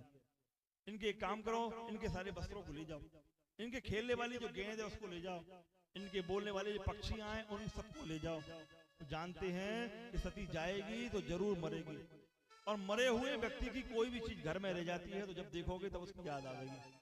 शंकर कहते जाओ सबको ले जाओ। नंदीश्वर ने अपने ऊपर बैठा लिया और गाजे बाजे के समय जब माई की पहुंची है, यज्ञ स्थल में पहुंची तो कोई नहीं उठा, किसी ने सम्मान नहीं किया। एक माता आई, माता ने गले से लगाया, बोली बेटी हो सकता है निमंत्रण न पहुंचा, अच्छा किया। जिस यज्ञ में जिस कथा में बुआ आ जाए, बहन आ जाए, ये मान्य होती है तो वो कारण सफल हो जाता है। अच्छा हुआ तुम आ गई। लेकिन ये बात सुनते ही यहाँ दक्ष प्रजापति खड़े हो गए। अरे बोले तेरे पति के लिए कोई हमने निमंत्रण नहीं दिया, तेरे लिए कोई निमंत्रण नहीं, बिना निमंत्रण के आने वाली। अरे तुझे मालूम नहीं है तेरा पति बंदर के मुख के समान है, बख्शा बख्शा को खाने वाला है। अनेक अनेक अपशब्द कहने लगे। ये सुनते ही कानों को बंद कर लिया। विचार किया कि मेरे पति ने पहले ही मना किया था कि मत जाओ, तुम्हारा अहित हो जाएगा। आज वही बात सामने दिखाई देने लगी। विचार किया कि मेरा जो जन्म है वो इनके द्वारा है, तो इस देह को रखना ही नहीं चाहिए, क्योंकि इनमें मेरा गोत्र लगा हुआ है। जब मैं घर जाऊंगी तो मेरे पति कहेंगे दाक्षायणी, मुझे कितना बुरा लगेगा। मेरे पिता मुझसे इतनी बातें करते हैं, तो इस देह को रखना नहीं चाहिए। यज्ञ भूमि में पहुंच गई और यज्ञ स्थल के सामने बैठकर कहती है, मेरा मन क्रम वचन से यदि मैंने शंकर की सेवा की है तो महाराज मुझे जन्म देना, तो शंकर की पत्नी बनाना। ये कहा और समाधि में आपने अग्नि का ध्यान किया। अंगूठा से ये अग्नि प्रारंभ हुई, 7 चक्र होते हैं और ब्रह्मांड में ये अग्नि आई, लपट लगने लगी और धड़ाम जाके गिर गई, देह को शांत कर दिया। हाहाकार मचने लगा, बड़े बड़े भूत प्रेत लड़ने लगे, झगड़ने लगे, चारों ओर झगड़ा होने लगा। भूत प्रेतों ने अग्नि को नष्ट कर दिया। भृगु ऋषि ने दक्षिणाग्नि प्रारंभ कर दी। उनमें से देवता आए जिन्होंने उस की लकड़ी को उठा करके बड़े बड़े जो शंकर के गणों सबको मारने लगे, भगाने लगे। शंकर को पता भी नहीं। नारद जी पहुंच के बोले नारायण नारायण नारायण। महाराज आप तो बैठे हुए हो, वहां आपकी पत्नी ने अपनी देह का त्यागन कर दिया। सुनते ही शंकर भगवान उठकर क्रोध में आ गए। आज अपने हाथ में त्रिशूल को उठाया, अपने बालों में से एक लट जमीन में पटकी, उससे 2 व्यक्ति पैदा हुए। एक का नाम था वीरभद्र और एक नीचे के अंग से प्रारंभ हुई एक कन्या जिसका नाम था महाकाली। कहते बताइए क्या आज्ञा है? बोले जाओ प्रजापति दक्ष के मस्तक को काट दो। आज अग्नि के जैसे ही वहां अग्नि के स्थल पर पहुंचे हैं तो देखते हैं प्रजापति दक्ष सिंहासन के नीचे घुसे हुए। वीरभद्र ने उसको बाहर निकाल लिया, मारने का प्रयास किया लेकिन मरे नहीं। शंकर भगवान ने आकाशवाणी की, बोले वीरभद्र इनके हाथ में रक्षा सूत्र बंधा हुआ है। जब पंडित लोग कोई कार्य कराते हैं, विधान कराते हैं तो रक्षा सूत्र बांधा जाता है। ये रक्षा सूत्र क्यों बांधा जाता है आगे हम कथा बताएंगे। ये रक्षा करने के लिए बांधा जाता है, जिससे जिस दिन के लिए हम किस कार्य को कर रहे हैं तब तक वो सुरक्षित रहे, कोई दिक्कत न बने। इसका मंत्र भी है, ये न बद्धो बलि राजा दानवेंद्र महाबल तेन त्वम पत्रबदनामी रक्षे माचल माचर। इसकी रक्षा बनी रहे। शंकर ने कहा इसको सूत्र को काट दो। सूत्र को काटा और मारा फरसा, ओम पशुपति फट स्वाहा, उठाया मस्तक अग्नि में डाल दिया। यज्ञ ध्वंस हो गया और ये दोनों लौट के वापस आ गए। शंकर भगवान को दुख हुआ, रोने लगे। पृथ्वी को आए आपने अपने हाथ में त्रिशूल को लिया, बोले पृथ्वी या तो मेरी पत्नी को ला कर दे और नहीं तो तेरे लिए आज मैं पलट के रख दूंगा। भगवान घबराने लगे। विष्णु ने मरी हुई सती को उठा करके भगवान शंकर के आगे पटक दिया, जैसे अपने कंधे पर रख करके आपने भारतवर्ष की परिक्रमा लगाई, लेकिन दुख दूर नहीं हुआ। कहते हैं विष्णु भगवान ने इसी सती के कई टुकड़े किए, जो आज भी भारतवर्ष पर जहां जहां पर ये अंग के टुकड़े गिरे वहां शक्तिपीठ बन गए। जहां नेत्र गिरे वो नैना देवी कहाई, जहां ये जिह्वा गिरी वो ज्वाला देवी कहाई, या पीछे का झड़का गिरा वो चामुंडा देवी कहाई। आज भी भारतवर्ष में ये शक्तिपीठ बनी हुई है। लेकिन अब शंकर भगवान उदास हो गए, अब यज्ञ होना बंद हो गया। स्वयं विष्णु भगवान आए, बोले महाराज यज्ञ को कराओ, यज्ञ को पूरा करो। शंकर भगवान बड़े दयालु हैं, पहुंच गए। आपने यज्ञ को पूरा करने के लिए पहले यजमान को ठीक किया। बोले क्या किया जाए? बोले काम करो, बकरे का मुख लगाओ। प्रजापति दक्ष के बकरे का मुख लगाया गया। अब इसको ज्ञान हुआ, कहा मैंने बहुत बड़ी गलती की, हाथ जोड़ के खड़ा हो गया। अब बकरे की वाणी है तो शब्द तो कोई निकलता ही नहीं है, तो कहता है बम बम बम बम बम बम बम बम बम बम बम, आवाज लगाई। आज भी शंकर के मंदिर में व्यक्ति जाते हैं तो क्या कहते हैं, बोले बम महादेव बम बम बम बम बम। इसको सुनकर शंकर भगवान हंसने लगे, बोले जब वाणी थी तो काम नहीं किया, अब वाणी नहीं है तो कहता है बम बम बम बम। हे शंकर, अब हम शंकर प्रसन्न हो गए, बोले जाओ कोई बात नहीं, हमने आपको माफ किया। भृगु ऋषि आ गए, बोले महाराज मेरे दांत तोड़ दिए गए हैं, बोले हाथी के दांत, किसी की डाणी, बोले इसके पूछा की जो है डाणी लगाओ, सबको अंग भंगों को ठीक किया और आप स्वयं वापस आए। किंतु माता सती की इच्छा थी कि मैं शंकर की पत्नी बनूं, यही कारण हुआ कि आपने मैना के यहाँ पर जन्म लिया, हिमाचल राज्य के जन्म लिया। तो चारों ओर पशु आज चरने के लिए निकलने लगे हैं, सुंदर सुंदर घास को खाने लगी है, सुंदर हवा चलने लगी है, सुगंधित वायु चलने लगी है, फूल अपने आप खिलने लगे। हिमाचल राज्य बड़े प्रसन्न हैं। कहते हैं जब थोड़ी बड़ी हुई तो आपको स्वप्न दिखाई दिया कि आप जाकर तपस्या करो। इनके गुरुजी हैं जिनका नाम है वेदचरा, आपने इनको मंत्र दीक्षा दी। बिना गुरु के कोई भी काम बेकार हो जाता है, इसलिए गुरु सबसे सर्वोपरि है। बिना गुरु दीक्षा लिए कोई काम नहीं लगेगा। तो वेदचरा ने आकर मंत्र दिया और आपने घोर तपस्या की। तपस्या की, कैसी तपस्या की, बोले 1 महीने केवल पत्ते को खाकर आपने तपस्या की। नाम पड़ गया अपर्णा। जब बहुत ज्यादा तप हुआ तो ब्रह्मा जी ने कहा ओ माँ, अरे ओ माँ ने तप, तू तप मत करे, बंद कर दे। बंद हो गया।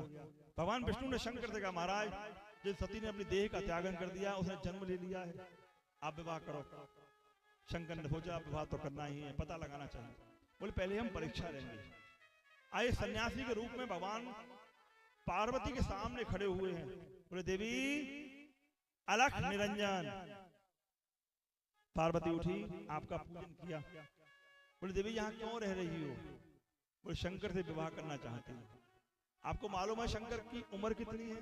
बोले नहीं मालूम। कहाँ रहता है? बोले नहीं मालूम। क्या खाता है? बोले नहीं मालूम। तो बोले देवी हम किसी और के साथ तुम्हारा विवाह करा देते हैं। शंकर में क्या रखा है? किसने उपदेश दे दिया? बोले नारद ने। बोले हा हा हा करके हंसने लगे। बोले नारद को उपदेश को सुनकर किसका घर बसा है देवी? जिसको उपदेश दिया वो घर से बैरागी हो गया। नारद के वचनों को सुनकर किसी ने अपनी गृहस्थी बसाई नहीं, उसकी बातें मान रही। यहाँ रामायण में एक चौपाई आई है, जय के गुरु प्रतीत न होई और सपने सुखम न सिद्धि। जिसको अपने गुरु पर विश्वास नहीं, उसे सपने में भी सुख की सिद्धि प्राप्त नहीं होती है। कहने लगी नहीं महाराज विवाह करूंगी तो शंकर से करूंगी। अरे देवी तुम्हें मालूम नहीं है उसकी आयु कितनी है, वो कहाँ रहता है, क्या खाता है? बोले आप बताओ क्या खाता है? बोले हम बताते हैं। आपने बड़ा सुंदर जवाब दिया। कहते हैं अरे सोता तुम छोटी वो बर बूढ़ो, अरे सोता तुम छोटी वो बर बूढ़ो, सोता तुम छोटी वो बर बूढ़ो, सोता तुम छोटी वो बर बूढ़ो, सोता तुम छोटी वो बर बूढ़ो। अरे अब न विवाह, हाँ अब न विवाह, अरे करो तुम शंभु संग, अब न विवाह करो तुम शंभु संग। अरे चाहे कहे ओ खोटी, सुता तुम छोटी वो बर बूढ़ो, सुता तुम छोटी वो बर बूढ़ो। बोले शंकर भगवान की, शंकर भगवान की, हर हर महादेव।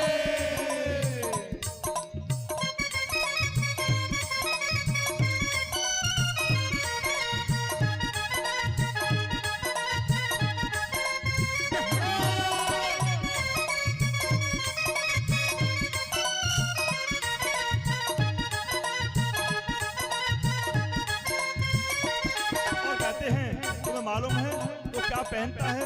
बोले नहीं हम बताते हैं। हाँ हाँ सांप ही ओढ़त, सांप बिछावत, सांप ही ओढ़त, सांप बिछावत, सांप ही ओढ़त, सांप ही ओढ़त, सांप बिछावत, सांप ही ओढ़त, सांप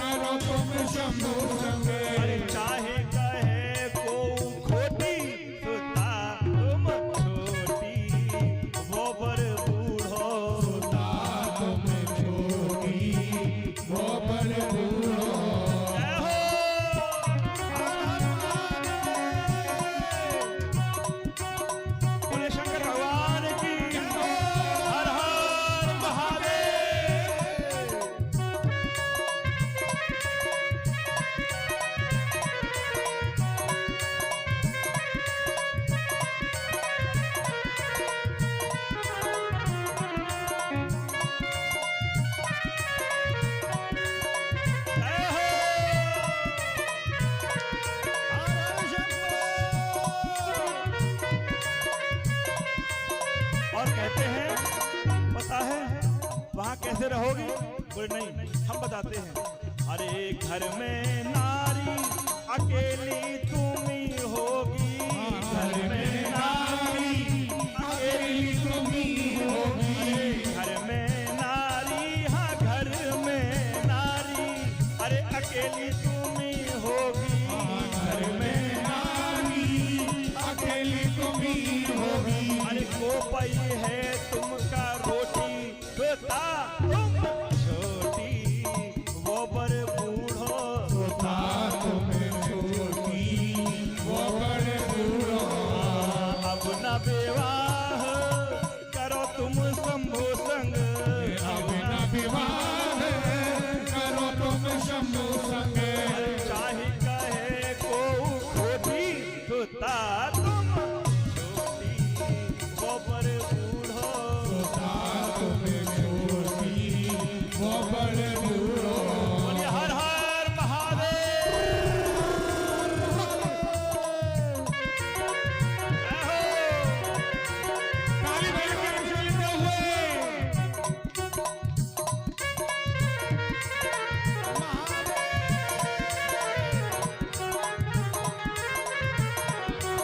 बहुत बढ़िया। तेरे बास तेरे भोला, तेरे बास तेरे भोला, सारी रात जागे जागे, सारी रात जागे जागे, हाँ तुम्हारा कौन लागे, तुम्हारा कौन लागे, तुम्हारा कौन लागे। हर हर महादेव।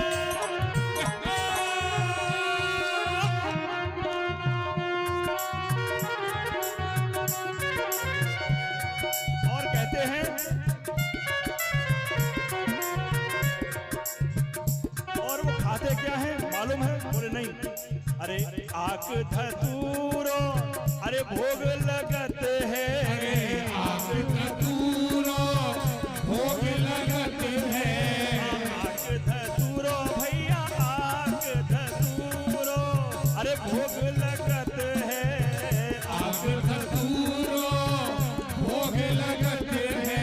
अरे को कोई है, हाँ हाँ को कोई है, तुमरी छोटी, सुता तुम छोटी, गोबर बूढ़ो, तोता तुम छोटी, वो बड़ बूढ़ो।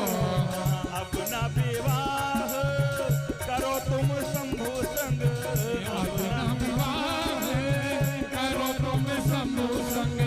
चाहे कहे को खोटी, सुता तुम छोटी, वो बड़े बूढ़ो, तोता तुम छोटी, वो बड़े बूढ़ो। बोलिए हर हर महादेव। शंकर ने बहुत समझाया, लेकिन ये कहती है महाराज मैंने सुना है कि अपने पति की निंदा, अपने गुरु की निंदा, अपने माता पिता की निंदा सुननी नहीं चाहिए। महाराज या तो आप यहाँ से चले जाइए या मैं चले जाता हूँ। शंकर बोले अभी तो पति हुआ नहीं है और तुम कहती हो पति की निंदा। बोले हाँ मैंने पति मान लिया। शंकर कहते हैं हम तो उसे गाली भी देंगे, देखते हो तुम क्या करती हो। अनेकानेक गाली देने लगे। कहते हैं पार्वती वहां से चल दी। भगवान समझ गए कि सच्चा प्रेम है। बोले देवी ठहरो। आपने अपना भेष बदला, हाथ में त्रिशूल लिया, डमरू लिया, डम डम डम डम डम डम करके बजाने लगे कि कर्पूर गौरम करुणावतारम संसार सारम भुजगेंद्रहारम सदा बसंतम हृदयारविंदे भवम भवानी सहितम नमा। बोले शंकर भगवान की। बोले जाओ देवी, आज के ठीक 7वें दिन हम बारात को लेकर आएंगे। हम आपके पास में लग्न पत्र का भी भेजेंगे। पिता जब लेने आए तो अपने घर के लिए चले जाना। शंकर जी गए, पिताजी के पास में लग्न पत्र का पहुंची है। कन्या को लेकर महलों में गए और यहाँ बारात की तैयारी होने लगी। भोलेनाथ को सुंदर सजाया गया है। आए भगवान भोलेनाथ सजने के लिए बैठे हुए हैं। कैसे सजे हैं? बोले मैचिंग का पूरा पूरा ध्यान रखा गया है। ऐसे ऐसे सर्पों को ढूंढ कर लेके आए हैं जो बिल्कुल मिलान खाते हैं। कारकोटक नाम के ऐसे सर्प हैं जिनको भगवान के कुंडलों में डाला गया है। भगवान शंकर के पैरों में छोटे छोटे सर्पों को लिया गया है, उनको डाला गया है। हार में आपके लिए, शंकर के लिए गले में हार सर्पों का लगाया गया। किंतु बोले गण कहते हैं बाबा एक कमी रह गई। बोले क्या? बोले किसी का विवाह होता है तो मेकअप होता है महाराज, ब्यूटी पार्लर जाते हैं लड़के, ब्यूटी पार्लर में सच के आते हैं। बाबा आपके समय भी कुछ, जब तक मेकअप ना हो तो कैसा लगेगा? शंकर बोले हम तो वैसे ही मेकअप करे कराए हैं। बोले नहीं बाबा हम जाते हैं। कोई गण गए, क्या देखते हैं कि भस्मी पड़ी हुई है, मृतक की शव की भस्मी पड़ी हुई है, उसको थोड़ा उठाकर लेके आए, चारों ओर शंकर जी के ऊपर लगाया। अब जिसके ऊपर भस्मी लग जाए अंदाज कीजिए कैसा लगता होगा। यहाँ शंकर भगवान की भस्मी लगी, लगने के बाद में शंकर बोले भैया ये बताओ कुछ और होता है? बोले हाँ बाबा, विवाह जब होता है तो मोर बांधी जाती है, मोर ऊपर से लगाए। बोले मोर कैसी होती है? बोले बाबा कोई लटकन लटकी रहती है नीचे की ओर, मुख को ढक दिया जाता है, वो मोर किसको बोलते हैं? बोले मोर कहाँ मिलेंगे? बोले बाबा चिंता मत कीजिए अभी लेके आते हैं। गए, क्या देखते हैं कुछ 20-20 mm के छोटे छोटे सर्प लंबे लंबे हैं, खड़े खड़े नाच रहे हैं। बोले बाबा की शादी में जाएंगे। बोले बाबा की शादी में जाओगे? बोले हाँ। बोले 25-20 सामने आ जाओ, निकल के आए। बोले एक शर्त है, हिलोगे जुलोगे नहीं, जैसे लटकाएंगे वैसे लटकोगे। बोले नहीं यहाँ लटके रहेंगे। सभी को लेके आए और सुंदर मोर कैसे बनाई? बोले सर्पों की पूंछ को उठा करके ये मुख जो है इसको उठा करके बंद बांध दी, उसके ऊपर एक फेंटा लगाया सर्प का और सबकी पूंछों को नीचे लटका दिया और भगवान शंकर के मस्तक पर ये सर्प लटका दिए गए। सर्प कौन होता है महाराज? काल। और जो काल को धारण करे वो कौन है? बोले महाकाल। बोले महाकाल भगवान की। शंकर भगवान सज गए। अब तो यहाँ सर्प भी लग गए हैं। बोले बाबा नंग हैं, पहनने के लिए कुछ कपड़ा तो चाहिए, शादी होने जा रही है। बोले हम तो ऐसे ही नंगे धड़ंगे ही अच्छे लगते हैं। बोले बाबा शादी है, क्या करें? एक गए मृगछाला उठा कर लेके आए, बाबा को बांधी, किंतु बटन तो है ही नहीं, जब लगाते हैं धड़ाम गिर जाती है। बोले बाबा व्यवस्था करते हैं। एक गए, एक बड़े से सर्प को देखा, बोले शादी पे जाओगे? बोले हाँ। बोले चले जाओ। उठा करके आए, सर्प को बांध दिया। बोले हिलना मत, ये शर्त है, अगर हिलोगे तो दरवाजा खुल जाएगा। बोलिए हर हर महादेव। मृगछाला को बांध दिया। अब यहाँ विवाह की तैयारी होने लगी, देवता सजने लगे, पत्नियां सजने लगी, सभी बाराती आए और जैसे ही बाबा को देखा बोले अरे राम राम, ऐसा बर जहाँ शंकर जैसा बर हो, देखकर घबराने लगे। बोले ऐसा मेकअप किया है कि हमारा मेकअप तो किसी दिन का है ही नहीं, अब हम किसको अपना मुख दिखाएंगे? बोले देवता बोले आगे आगे भाजो, पहले आगे जाएंगे तो हमको दुनिया देखेगी। सब भागने लगे। गण कहने लगे बाबा ये तो सब चले गए, आप कहो तो जोरदारी से आपको लेके चलें। नंदी से कहते हैं नहीं नंदी, जो मजा अपने ग्रुप में आता है वो मजा किसी ग्रुप में नहीं आता है। बोले अपना ग्रुप कौन सा है? बोले भूत प्रेत। बोले बाबा उनको तो निमंत्रण दिया ही नहीं है। बोले बाबा भूत प्रेतों को कोई निमंत्रण नहीं। भोलेनाथ कहते भैया दुनिया गणेश जी को निमंत्रण देती है, हे गणेश जी महाराज विवाह है आपका निमंत्रण है। विष्णु भगवान को निमंत्रण देती है, आपका निमंत्रण है। कोई ये कहता है हे भूत जी महाराज आपका निमंत्रण है आइए, अपने ग्रुप वाले को कोई नहीं देते। आवाज लगाई, बोले हर हर महादेव। भूत प्रेतों ने आवाज लगाई, बोले हर हर महादेव। सभी आए। अब बाबा सुंदर सजे हुए हैं, कर्पूर गौरम करुणावतारम संसार सारम भुजगेंद्र हारम सदा वसंतम हृदयारविंदे भवम भवानी सहितम नमामि। भगवान शंकर नंदीश्वर पर बैठे हैं। नंदीश्वर जानते हैं कौन है? नंदीश्वर है धर्म का प्रतीक। जो धर्म पर बैठकर जाए वो शंकर है। क्यों धर्म पर क्यों बैठे? बोले विवाह करने जा रहे हैं। किससे? बोले धर्म पत्नी से। धर्म पत्नी से विवाह करने जा रहे हैं तो धर्म पर बैठ कर गए, इसलिए भगवान ने चयन किया नंदीश्वर का। लेकर के आज बारात चलने लगी। आज बड़े सभी खुशी है, नाच रहे हैं, गा रहे हैं, नाते गाते बारात आगे बढ़ने लगी। बोलिए हर हर महादेव। अभी आवाज नहीं आई भैया, बोलिए हर हर महादेव। चलिए बारात चल रही है सुंदर भजन के द्वारा। थोड़ा समय ज्यादा हो सकता है, अब ज्यादा नहीं लगेगा, 10-15 मिनट में आरती कराएंगे। कथा है थोड़ा बढ़ जाती है तो आप ये ना सोचिए पंडित जी ने ज्यादा बढ़ा दी है, घंटा आधा घंटा आगे पीछे चलता है। बोल भोलेनाथ की। देखो साथी तो ऐसे बैठे हो, अब बारात चल रही है भोलेनाथ की, तो जब बारात चलेगी तो हरकत तो होना चाहिए, नाचना गाना। तो कौन कौन चलेगा बारात में? हाथ उठाइए। केवल 4 लोग चलेंगे, बाकी सब माल खाएंगे बैठ के। सभी हाथ उठाइए और जोरदारी से बारात में चलते हैं, नाचते गाते। भोले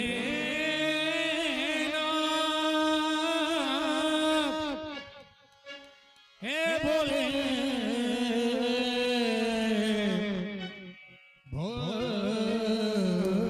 भोलेनाथ। अरे भोले की बारात चली धज के, भोले की बारात चली भोले की बारात चली धज के, भोले की बारात चली धज के, बारात चली धज के। अरे ससिया ने भांग पीली धज भज के, भोले की बारात चली धज के, भोले की बारात चली धज के। अरे ससिया ने भांग पीली धज भज के, भोले की बारात चली धज के, भोले की बारात चली धज के। अरे सरिया ने सरिया ने सरिया ने सरिया ने सरिया ने सरिया ने सरिया ने सरिया, भोले की बारात चली धज के, भोले की बारात चली धज के, भोले की बारात चली धज के, भोले की बारात चली धज के। अरे सरिया ने भांग पी धज भज के, भोले की बारात चली धज के।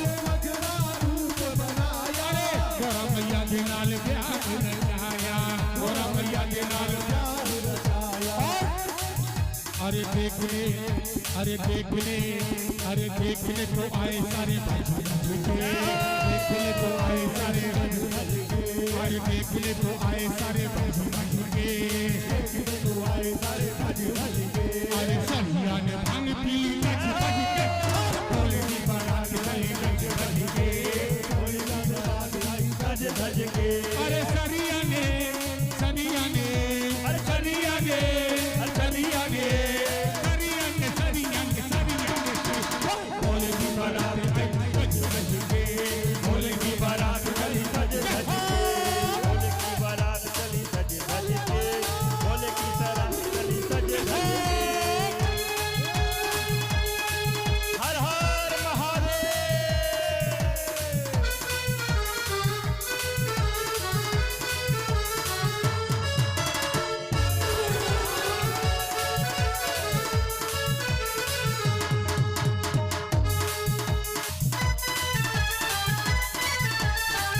बोले शंकर भगवान की जय हो।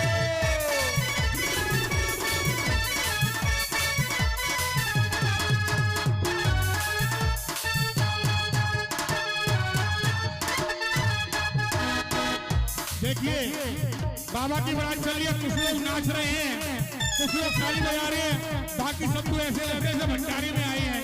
अरे सभी हाथ उठा के ताली बजा के, अरे भूत प्रेत शिव महिमा गानी, भूत प्रेत शिव महिमा गावे, भूत प्रेत शिव महिमा गानी, भूत प्रेत शिव महिमा गावे, अरे नाच नाच सब लीला बखानी, नाच नाच सब लीला बखानी, अरे भूत प्रेत शिव महिमा बखानी, भूत प्रेत शिव महिमा बखानी, नाच नाच सब लीला बखानी, नाच नाच सब लीला बखानी। अरे देखिए बाबा की बारात चल रही है, कोई सारे साज जो बज रहे हैं, क्या होता है? अरे साज भी न थके, साज भी न थके, साज भी न थके, बस बज बज के, अरे साज भी न थके,